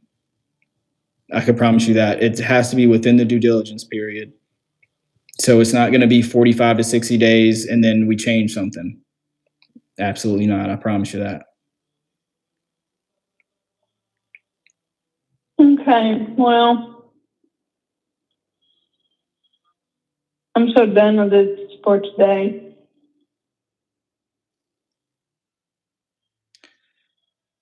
What I'd like to do. Oh, go ahead. I'm not feeling good about this at all. And it's just because I over-explained the equity protection program.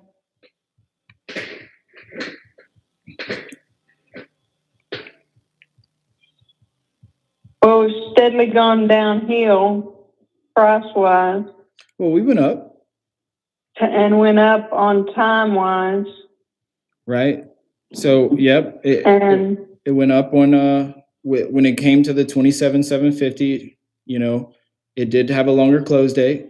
That's right. But we did come up on the price. You know, my boss would have killed me if I spent all this time on the phone with you and I didn't at least give you the number that they had for me at first.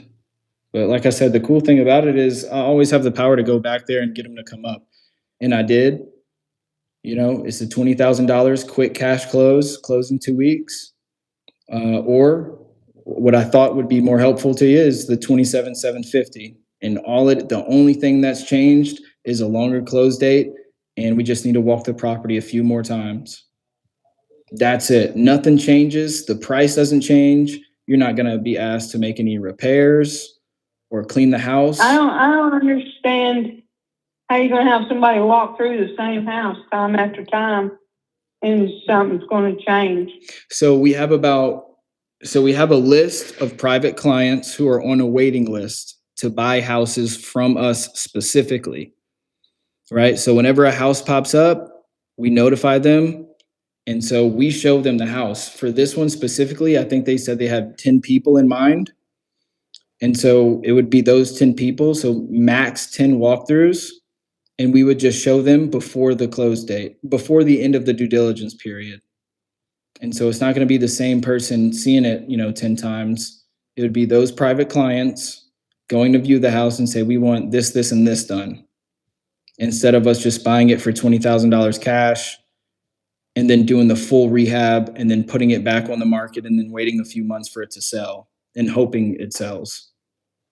With the equity protection program, we're literally just mitigating a lot of that risk and streamlining the process so we could because we saved on those holding costs and repair costs, we're just putting it back in your pocket.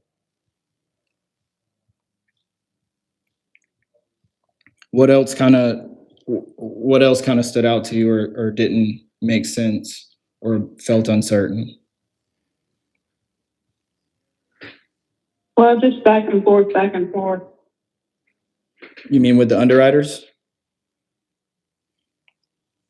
Yeah, the price and. Well, I only went back one time, and I think I did it. I started out at a reasonable price, mm-hmm. and you said it was reasonable, mm-hmm. and then you dropped less than half.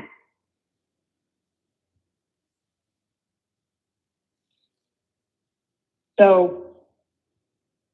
If I get them to come up anymore, Cindy, right? This is a 95% close rate, right? So if we go with the 27,750 equity protection or the 20,000 quick cash offer, it's 95 with the cash offer. It's 100%, maybe 99%. But with the equity protection, it's 95%. If I get them to come up on the price, we'll still shoot for it, but I can't guarantee that the likelihood. It probably goes from 95%. Close rate to maybe like 80%. Those are still good odds, but I just got to be transparent with you. I'm not here to sell you a false dream or any lies. I could go back there and I could see if they could come up, but just know that it goes from a 95% certainty to maybe around a 80% certainty that everything will stay the same within that due diligence period. So we've been on the phone for 2 hours, and you're just now telling me about 80%? Well, no, that's if I'm saying, in my mind, I'm thinking like $30,000. like if we came up from 27,750 to $30,000, you know, I could maybe get it approved, but it's not going to have, right now it's 95% certain that we're going to close and nothing's going to change. But if I go back there and I say, look, she's willing to do it today, but you know, she's not budging from $30,000, they'll be like, all right, well, let's do it. Just set clear expectations. You know, we just need that due diligence period. You know, so it could go through. I mean, 80 is still a good number, 80%, but you know, at 27,750, you have a 95% chance that this is gonna go through in less than 60 days. At $20,000, you got 100% certainty, or 99. I don't like to say 100. I know my confidence is at 100% with either of the offers in the process, and that it's going to be easy. Well, mine's not. I mean, if I felt confident, I would have already said yes. Yeah. Whatever, but and I'm not feeling it. I get that the confidence isn't there. You probably have about 30% confidence in me right now. I get it. It's understandable. You know, this is the first time I'm speaking, but that's all I need is that 30%. You give me that 30%. I know what you need. It's the 27,750. You told me you'll do it today. All I need is that 30% confidence. And by the end of this, when you get the customer service, when it's closed and funded, and you have that check in your hand, the only thing I ask is at the end of it, you say, Isaiah, thank you for not giving up on me and for showing me this really is the best customer service that we've ever had. I'm pretty sure it'll be the only one chance because this is the last rabbit out of the hat for me. And that's why I don't want to give up on you. You're still here with me, and that's why I'm still here with you. There's a real connection. At least I think so. I don't joke the way I was joking with you with like anybody who I didn't have a connection with. And so I'm in this to make sure that you get your goals accomplished and it gets done for you. The only thing I ask, Cindy, is that, you know, you take that 30% confidence, have faith in me, and then watch on day 2, tomorrow, the next day, the week after that, after you get the customer service, you know, you say, thank you, Isaiah, because you really did help me get the 27,750 so I could be done with this house and pay off my car.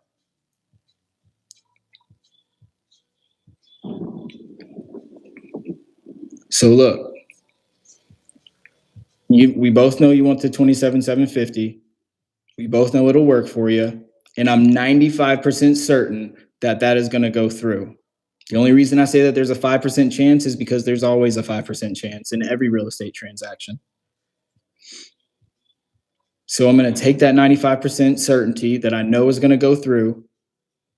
And then I'm going to have my underwriters put that in writing, and they're going to send it to your email. And then my transaction coordinator, Ian, he's going to read it through with you line by line, make sure that you understand everything. And by tomorrow, you're going to have a welcome call from our transaction coordinator, Daniel, and you're going to be in an email chain with the title company. And we're going to hold your hand every step along the way, Cindy. And you're going to see what I mean when I say world-class customer service. So can I make your... Okay, well, I'm going to have to think about it.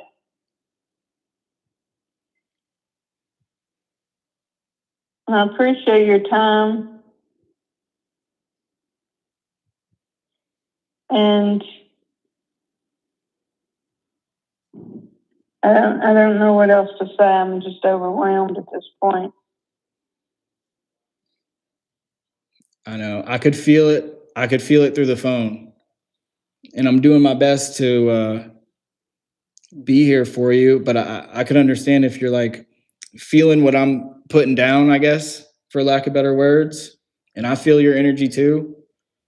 Not to sound weird or whatever, but I'm pushing it because I know that it's going to help you.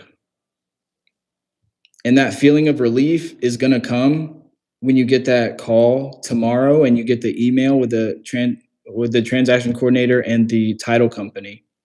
And the biggest sigh of relief is going to come at the closing table. Everything's on the up and up. You've reached out to us on Facebook for a reason. Our testimonials are there. We've done over 100 of these transactions. And so I want to give you that feeling of relief, because at the end of it, you know, we hang up the phone, you don't make a decision, you go back to your busy life, I go back to mine, the house is still there, and you repeat the same 3 to 6 months over and over again. But if I could show you, like on a video or something, like if I was there and we had a TV and I could show you what your life would look like, you know, at the end of this, at the end of the 45 to 60 days, when you have the check and you're not worried about the house anymore and you're not paying more taxes every month, you know, if you've seen that for certain, you would say yes. The real question is, do you want it or not? Because I promise you right here, you have an opportunity, and it's not to overwhelm you. I know what I'm saying could sound overwhelming, but it's not.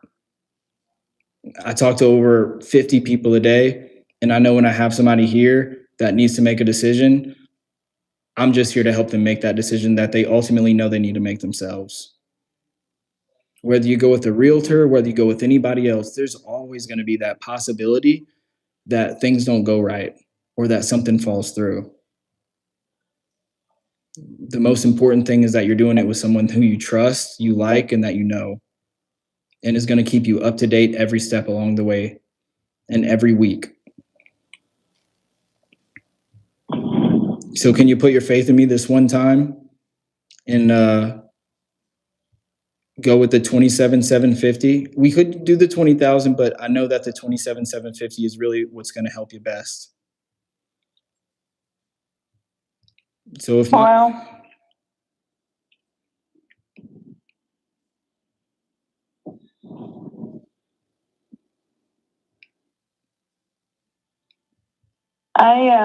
I know you haven't seen me, Cindy, but if you were there, like I said, if I was there right now, you'd see a handsome young man, 29 years old, with nothing but a dream and a will to help people. It might change over the years as business gets more cutthroat, but I promise you right now, here in this phase of my life, I'm here to help people. And I would shake your hand and I'd look you in the eyes. I mean, you have an iPhone, I could FaceTime you, but I'm not trying to be weird, but all I'm asking for is your vote of confidence. So I could have my underwriters write up the 2-page agreement. It's literally 2 pages. And Ian, my transaction coordinator, he'll go over that line by line with you. And at the end of it, when it's sent to the title company and you're in the email chain with them, and you'll get that welcome call tomorrow, you're going to feel a sigh of relief. I know you might not feel it right now, but it's my job to help you, to hold your hand and just help you cross over that line that you know you need to cross over. Because at the end of the day, the medical bills don't stop, the car payments don't stop, and the taxes don't stop. And I'm here to get that taken care of with you. Yeah, it's a little bit of a longer timeline, but it's not 3 to 6 months. And it's certainly not going to change on the closing date. That's a fact. So would you give me your vote of confidence? And I could have my underwriters write up that agreement and send to your email. I'm just overwhelmed and don't want to think about it at this moment. I know. I know. I get it. I'm here with you in this moment right now. And I know that when it comes time to make the big decision that it could seem scary in the moment, that's the time to take the leap of faith. It's a simple 2-page agreement. Everything is written line by line. All it's going to say is we're going to buy the house for $27,750. We're going to close in 45 to 60 days at the latest. We're going to have that 30-day due diligence period to come and show the house, and we're going to cover all the closing costs, and it's going to be completely as is. All that's going to be in writing, and that is going to be sent to the title company, and you're going to be CC'd in that email, and you see everything, and you're up to date every step along the process. Yeah, I'd say don't let the feeling of the moment stop you from the future that you know you want. No, well, what you're offering is not going to give me the future that I want. The So the 27 when it's 750. all said and done, it's still going to be a fight to the end. You mean with the 27 750? Yeah. I mean, you told me that 27 750 you'll get it done today. And that's what I fought for. I still have my black eye. I probably need to put some ice on it. You probably don't like my jokes right now, but Well, it still remains that yesterday it was 35. You asked me, and I said 35, and Well, then you said reasonable, right. and now it went down to 17, and Well, that was before I had the then pictures. That was before I had the pictures, and I knew that, the utilities have been off for a few years and it's been vacant for a few years, and it needs that much amount of work and it needs to be cleaned out and cleared out. That was before all of that, and you told me all of that, and I brought it to my underwriters, and they gave me a realistic number that they know that they can close on and perform on. So to be fair, nothing changed. now a lot changed.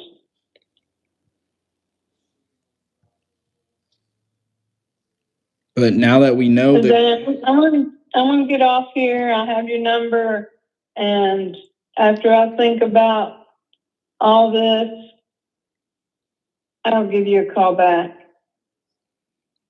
I got you. I've heard that before, Cindy. And like I said, I didn't give up on you. I'm still here because you're still here with me. And it's because you need to sell.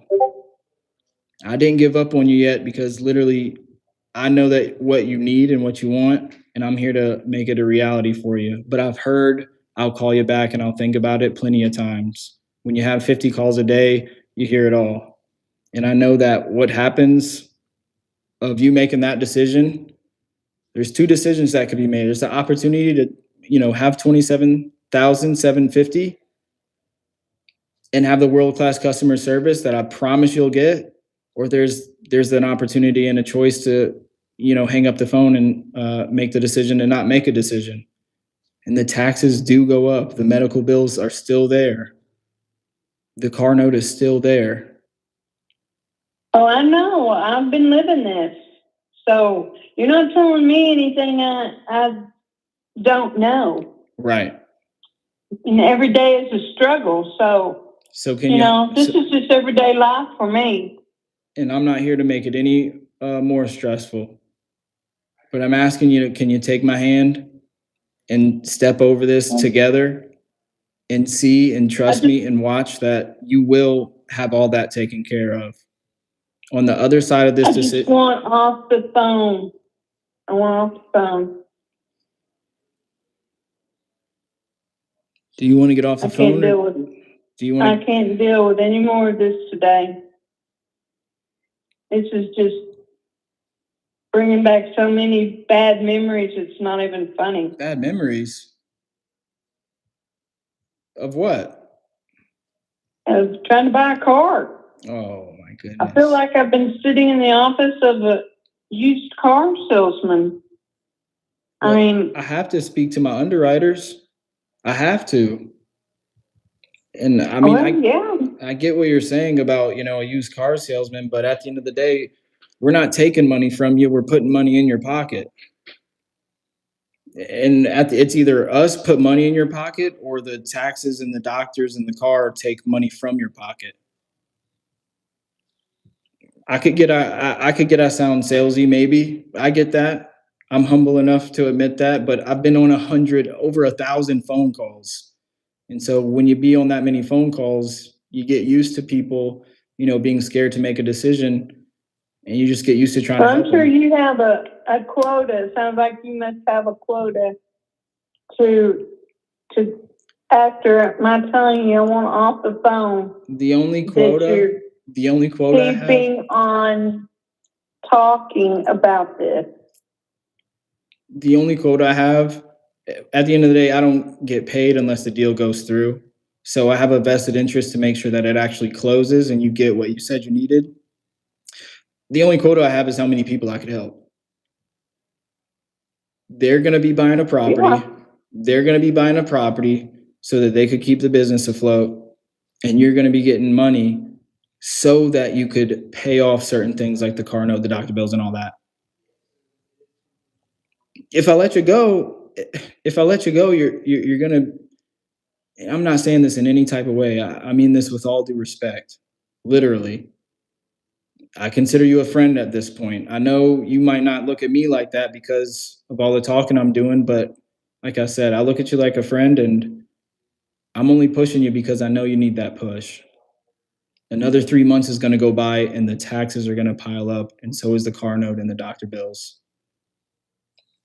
Can you take my hand, Cindy, and just trust me this one time to give you the 27,750? And there's going to be no changes to that throughout the entire process. You have Not my today. you have my word. Not today.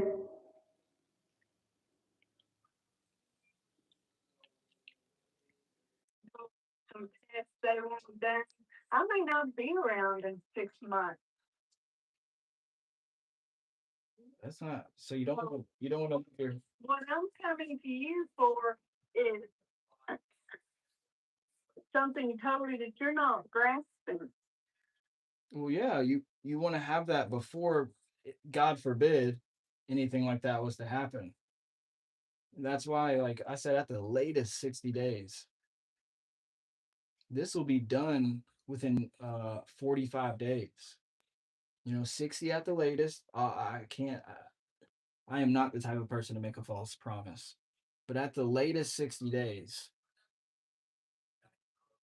But if you let it go, if you let me go right now, and you don't take that leap that you need to take, we don't know what would happen in 6 months. But I could tell you, I do know what would happen with 99% certainty, what will happen in 45 to 60 days. And that's you having a check for $27,750.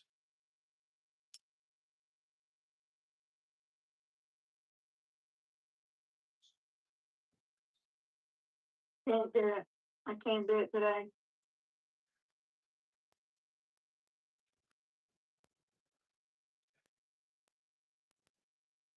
Cindy, don't let your fear hold you back. I don't mean that in any sort of way. I mean that with all due respect. I respect you as if you were my mom. But don't let the fear hold you back. The only thing that's uncertain, or the only reason you feel uncertain, is one, I'm probably doing more than anybody else you talk to, and that's because I care. And two is because maybe there's a little bit of unknown about the process. And that's why I'm here to explain everything for you and make sure that any darkness in your mind that, is unsure, or any unknown in your mind that's unsure, is going to be illuminated with light, knowledge, and customer service, and hold your hand every step along the way. Don't let it hold you back from an outcome that you ultimately already know you want to make. I am not going to decide today. If you want to sit there and continue to talk, eventually I'm going to hang up. All right. All right. Take it anymore. Okay. All right. Well, I respect that. I respect your decision. Um, I appreciate your time, Cindy. I really, really do. And you said, well, I'm being genuine when I say this. I know you said, you're a Christian too. So I'm gonna pray for you. I'm not saying that in any sort of sales way or nothing. I just know that you're getting that vibe from me, but I'm gonna keep you in my prayers, and I'm gonna pray that you make the right decision. And if you have any questions about anything ever, give me a call. You have my number. You wrote down my number. My name's Isaiah. And if you have any questions about the process, let me know. Okay? I'm here to answer all of them. I'm here to answer all of them, and I'm on your side. Okay? I'm gonna let you go. I don't want you to be stressed at all. So just, yeah, take a breather, drink some water, eat something, I guess. But you got my number. I'm gonna be here for you. Okay. Okay, I appreciate you. Absolutely, Cindy. You have a blessed rest of your night. Okay. Thank you. You too. Thank you. Bye bye. Bye. Fuck.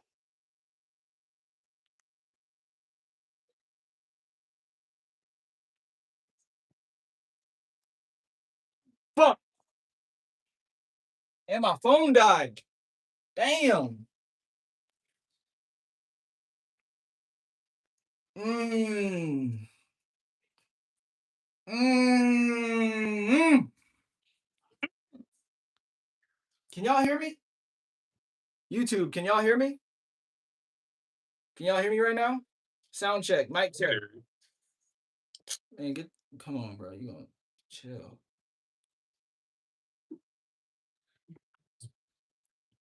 But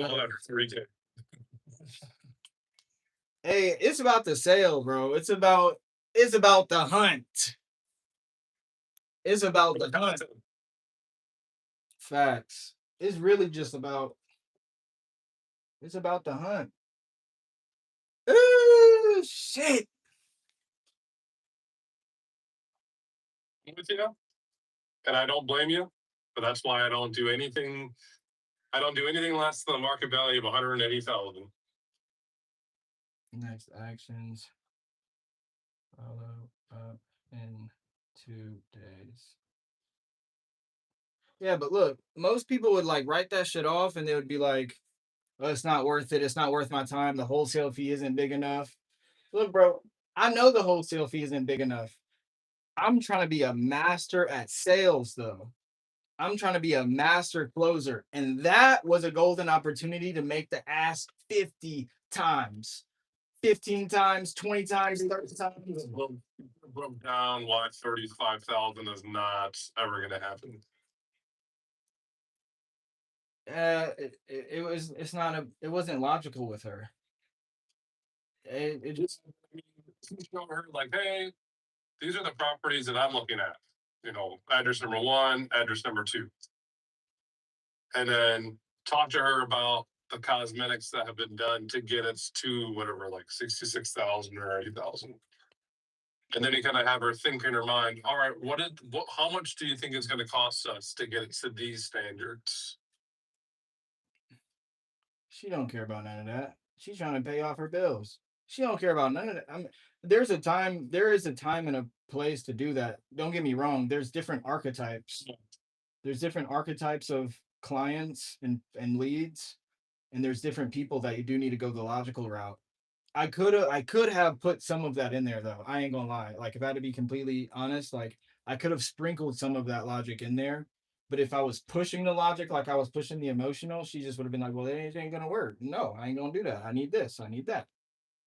Like I already know she was that type of person. But I could have sprinkled that in there kind of earlier.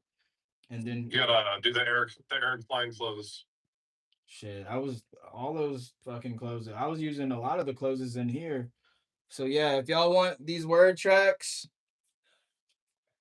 $20. IsaiahMaloneSong.com. Just buy the script, you get the contract, and those two and all the word tracks that I use, $20. But anyways, IsaiahMaloneSong.com. Nah, but you need another Zen, don't you? Maybe, I don't know. Sheesh. What was it, like almost 2 hours? Yeah, that was 2.5 hours, dude. Amazing. Hey, but it was really a golden opportunity. In the shorts.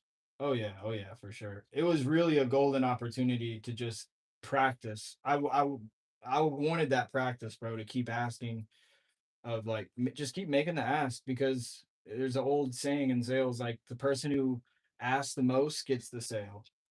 You know, But once she like told me, like if there was a little bit, like I was going for it, but once she told me, like she was firm, she already made the decision of like, hey, I'm not making a decision today, and I knew like she was set on that. I was like, all right, I'll let it go. You should have Ian lock it up for 35 and then just back out. No, I wouldn't do that. That was a nice old lady. That was a really nice old lady. But that was such a good call. That was a really good call to like, yeah, all that practice. All right, let's call this guy.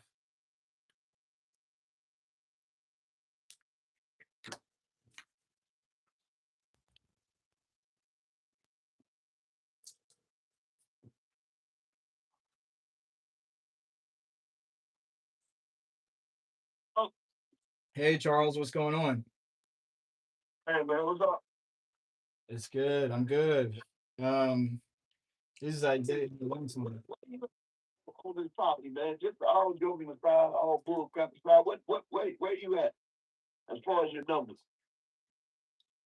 Yeah. So I told you that I had a buyer. Okay.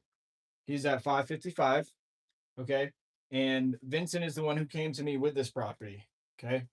Right. Just so you know, and then I spoke with you, and then you gave me a little bit of background on the history of it. You said that, you were under contract with a realtor to buy it or something, and he backed out last. I'm not under contract. I have you done the research of property? I own the property, man. I know that. No, I know that. I know you own it. I know you own it.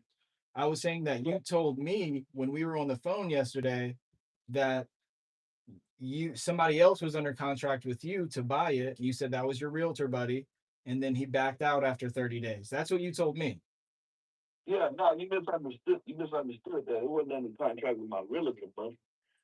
It wasn't under contract with my realtor, buddy. It was under my realtor buddy bought someone. You know, he had a buyer that it didn't go through. Whatever it wasn't under contract. You've been calling my realtor. I have not been calling. Hold on. I have not been calling. I just want to say this that uh me and Vincent were speaking yesterday, and me and Vince, I was talking with my buyer, and I told him some of the concerns that my buyer had. He said that somebody else or some other realtor brought it to him for 479. I just told Vincent that I wasn't trying to start anything or cause any drama or anything, but I just told him that because I said, well, that's what my buyer said. That was it. And I understand that. and then yesterday evening, I said, well, I looked at it on Zillow again, and I was like, oh, it looks like whoever it was, whether it was the realtor or somebody else, they just listed it. So it's like, yeah, my relative just had listed yesterday. He wasn't supposed to list it, really, to be honest with you, until today. But he just right, but right, but but I told Vincent when I was on the phone with him, I was like, oh, well, it's on market, and that's for less than what my buyer said he would buy it for. And I was like, realistically, I know, he's not going to pay more than what it's listed on the MLS for now. Anyways, after I got off the phone with Vincent, I called that realtor. I just called the number on Zillow. Literally, that's it.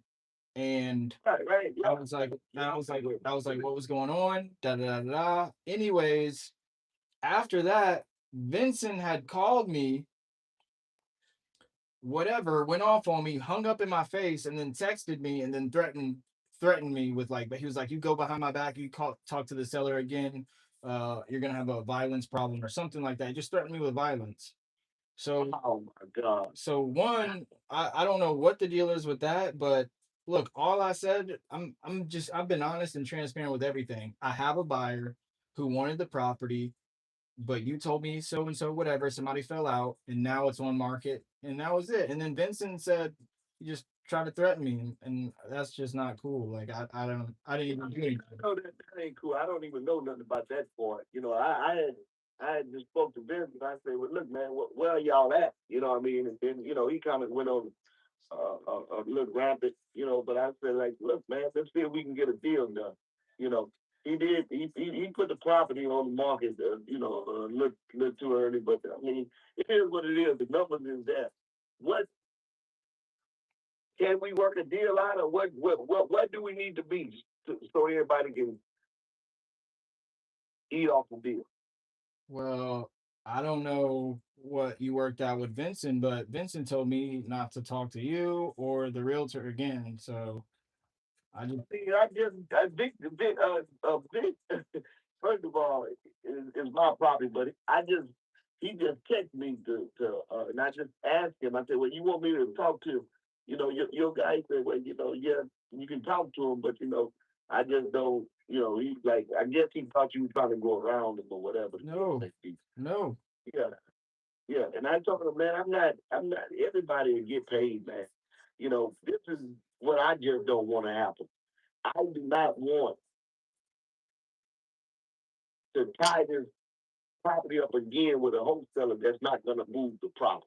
Mhm. I'm not going to do that no more. You know what I mean? If it's a real deal, you got a real buyer,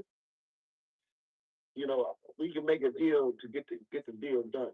But it has to be a real buyer, and it ain't no $500 earnest money. Ain't that? No, you gonna have to put some earnest money down. Yeah, I already said what my buyer's willing to And do. that was my, what I mean, and that was the only hiccup I had with it. You know, but you're right. It was my guy fault for putting it in there. You know what I'm saying? But he didn't at that time. He didn't know that I was in discussion. With somebody. So I mean, I mean, why not? I mean, it's on the market now. Are you not going to sell it that way, or? Yeah, but I mean, yeah, but if we can get a deal done, let's get a deal done. I mean, I'll talk. You got the people that want to buy it. Let's get a deal done. That if you don't have a true buyer that don't want to buy it, it ain't no need for us to have a conversation. Yeah. You that hey, the numbers and I understand what you're saying. It's a 15 grand difference. You know what I'm saying? Because your buyer, of course, he's not gonna go up and he see it on him like that. You know what I'm saying? But we can adjust those numbers. Yeah. All I know is my buyer now, he told me that somebody brought him the deal at 479. And ever since, Vincent, threatened me and hung up in my face, I just left it alone. I can go back to my buyer. I'm gonna be honest with you. I don't. I even asked my realtor about that. I said, man, did you get this before or whatever the case may be? And I don't know where you got that information from because Vince said something about I supposed to got the property for $400,000, and I'm like, I mean, I just know that ain't true, but I'm like, well, where are they getting this information from? It just shows on the tax records that it was bought for 399. Yeah, well, that's not true. But that's either here nor there, you know. Uh, is your buyer still interested in it? Do we want it? Do we not want it? What I the case may be. I could see, but I know he's gonna ask if that 479 number is good. No, no, 479 number ain't. And how fast this guy talking about getting closed? Well, like I said, I've closed multiple deals with him, so I know he could close in a week if the title work is already done. But Yeah. Already at the title company from that other guy. It's already at the title. so he could give you the 5K earnest money and he could close in a week or 2 weeks max, but I just know he's gonna ask about 470. I'm just being honest. I know what he's gonna say. I mean, but I don't know where he got that price from because the price. I mean, I'm just he would have to give you guys. He would have to pay you guys whatever he gonna pay me for 479. I mean, that's just. I'm just telling you what he told me. Again, I'm not trying to get caught up in the middle of anything. I would like to do the deal, but Yeah, but I mean, you're talking to the seller directly. I'm not no wholesaler trying to wholesale this thing. This is my property. That I'm trying to. I'm just trying to get. I got money tied up in this thing, and I got a multi-family unit that what I mean. That I'm trying to purchase. But I need my money out of this thing. And I am willing to move it. You know, I'm willing to move it. What I mean, pretty fast. If it's a real buyer, a serious buyer. Let me ask you a question, and then just straight up, man. It is like I say, I don't stop nobody from making no money. What is it that you're trying to make on this thing? I mean, I'm cool with anything. I mean, 10K, 10K would be cool. What are you trying to make on? Yeah, 10K would be cool if it's a fast deal. That's what I'm saying. Now, that depends on your, you know, that depends on your body. You know, let me ask you a question. All right, so, oh man, let me see. Well, I could go back and talk to my buyer, but I mean, is he able to buy it at 479 or I probably can give it to you, man. Being honest with you, I probably, but like I say, it just it depends on him. You know what I'm saying? That's why I say, is it a way that I'm not trying to take your body, man, but you know how this is. When you got so many wholesalers involved, man, that can stop a deal. yeah, well, you know that it's real when the earnest money gets deposited. Yeah. So I can talk to him. So whether it's real or not, I mean that's not an issue for me. Like I know my buyer. I've closed multiple deals with him. You know, I know he closes fast and he's bought houses like this before. You know, I actually closed $1 million house. Right? Yeah, in the survey and all that. Yeah, survey, okay. And he's seen all of that already, right? Mm-hmm. Okay. Let me see if I can get it to you at a price so that you can make it 10 grand and Vince can make some money too. You know what I'm saying? I just don't want to, cut Vince out. I want everybody to make some money. You know. Yeah, I don't want to cut him off. We're gonna have to close in the week. Yeah, that's okay. Yeah, that's fair. All right, give me about 30, 40 minutes, man. Let me put some pen and paper, and let me see if I can make let everybody eat off of it. It's a clean deal, man. But you got to realize, man, y'all have nothing invested in this. You know what I'm saying? So if you can make you a quick 7, 8 thousand, whatever the case may be. Let's make it, and we go to the next one. Because I come across properties all the time. You know, I even have another property, but it's on it's on the MLS also. That one's been on the MLS a little while. If you got a buyer that like decent, clean property, um, I can shoot that other address as well. You know what I mean? Now you make it up on 2 properties. Well, I like that. That'd be cool. That'd be Yeah, cool. that's what I'm saying, man. It's an opportunity, and it kind of breaks the ice for everybody. Hey, I know you can do what you say that you're gonna do, and it make me feel more comfortable working with you, But so give me about 30, 40 minutes, man, and let me shoot you a price and see if if you guys still want it. And then when I call you back, let me know. Hey, you talk to him. He say he's still interested. Let's try to come up with a number, so everybody can eat. Is that fair? Yeah, that's fine. Okay. All right. Give me about 30, 40 minutes. I hit you back. All right, thank you. All right. All right, no problem. All right. We call this guy. The person you have dialed is not able to reach. Bro, what the fuck is your number? What the hell are you messaging back for? But Giorgio, oh gosh.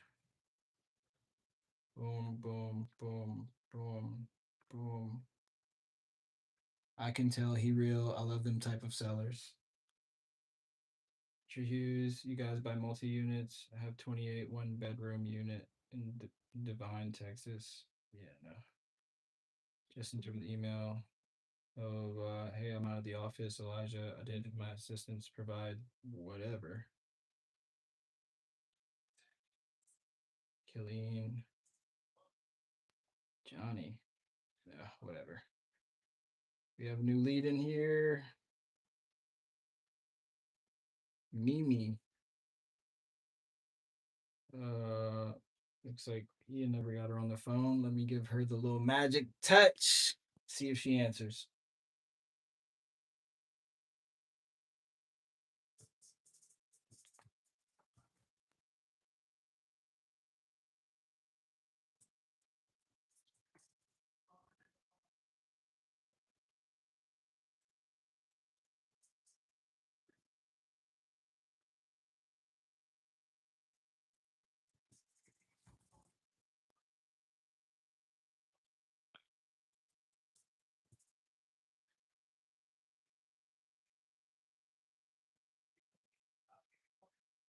Sorry I missed your call. Please leave your name, your telephone.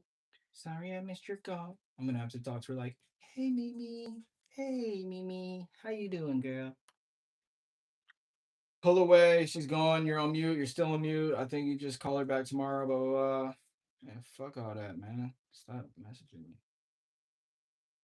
How are you able to call them on your computer? I like this guy. Yeah, yeah, yeah. Woo! Y'all still there, huh? Sometimes it goes like that, Isaiah. You spend a lot of time on a call and it doesn't go nowhere. It went somewhere. Retta. Uh, I got my practice in. I got my reps in. Isaiah's strategy works most of the time, but I feel like this one of the few fallacies of his method. Interesting, Nathaniel. Was this like a nationwide Facebook lead? Uh, no, I don't do nationwide. Heard my name? Hello, me? No, I was just reading one of the chats. How much do you pay for your CRM per month? Uh, it's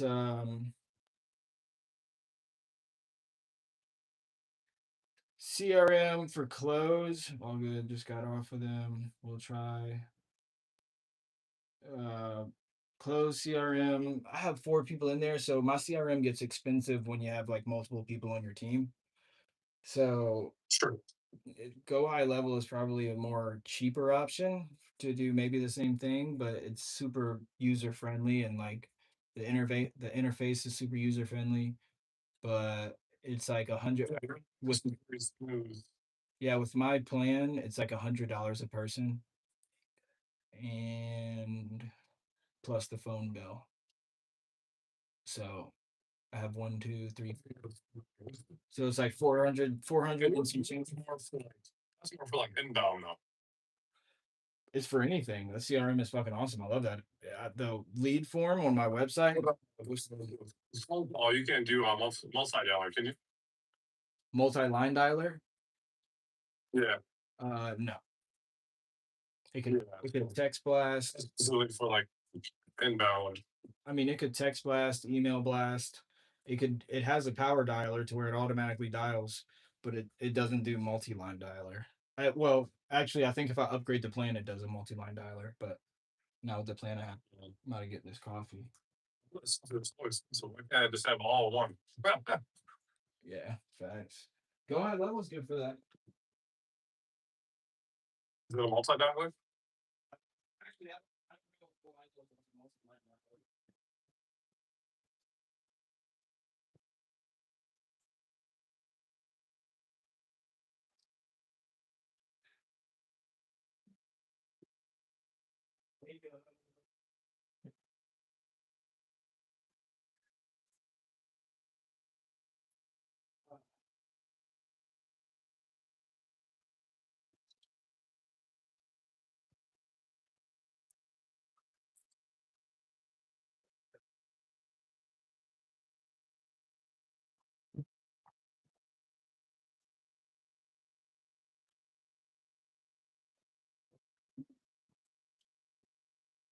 No, I feel like I'm about to call it a wrap.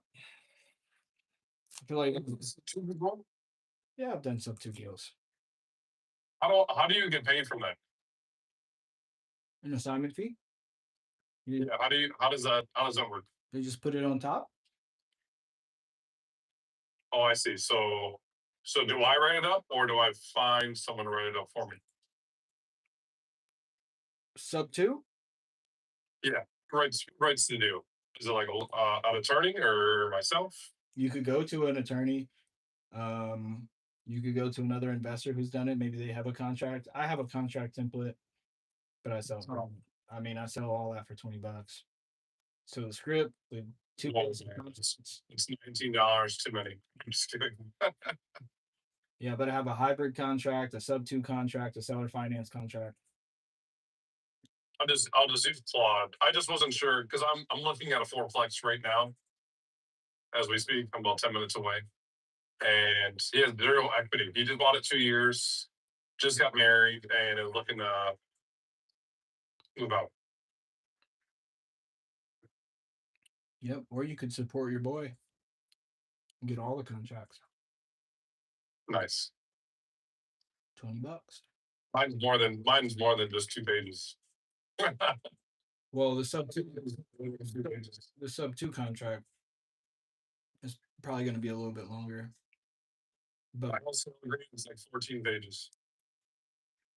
I mean, I have one of those too, the Eric Klein contract. That one's like way more detailed, but I mean, Mine is updated like Jerry Norton's. mhm.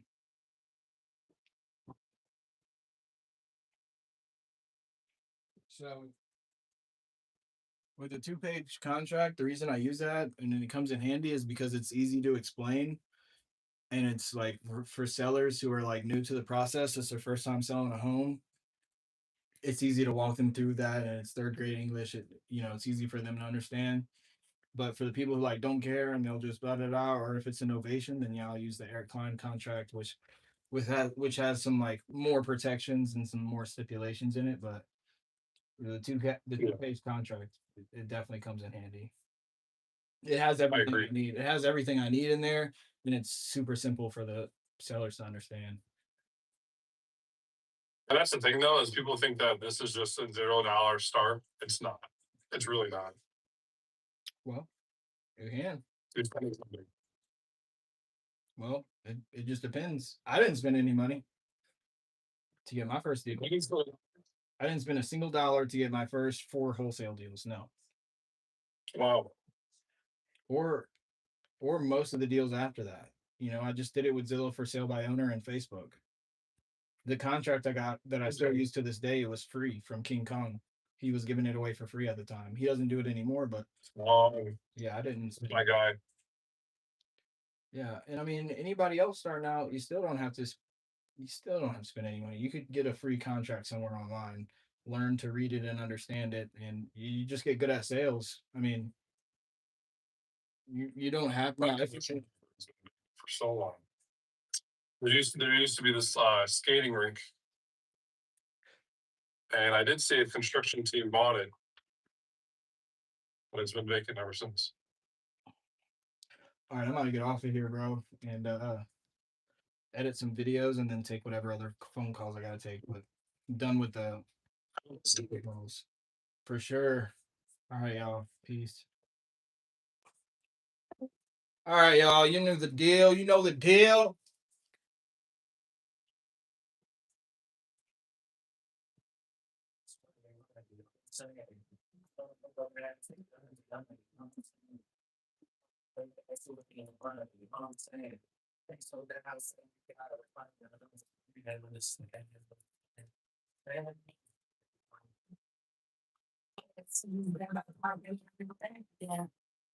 Free TV video.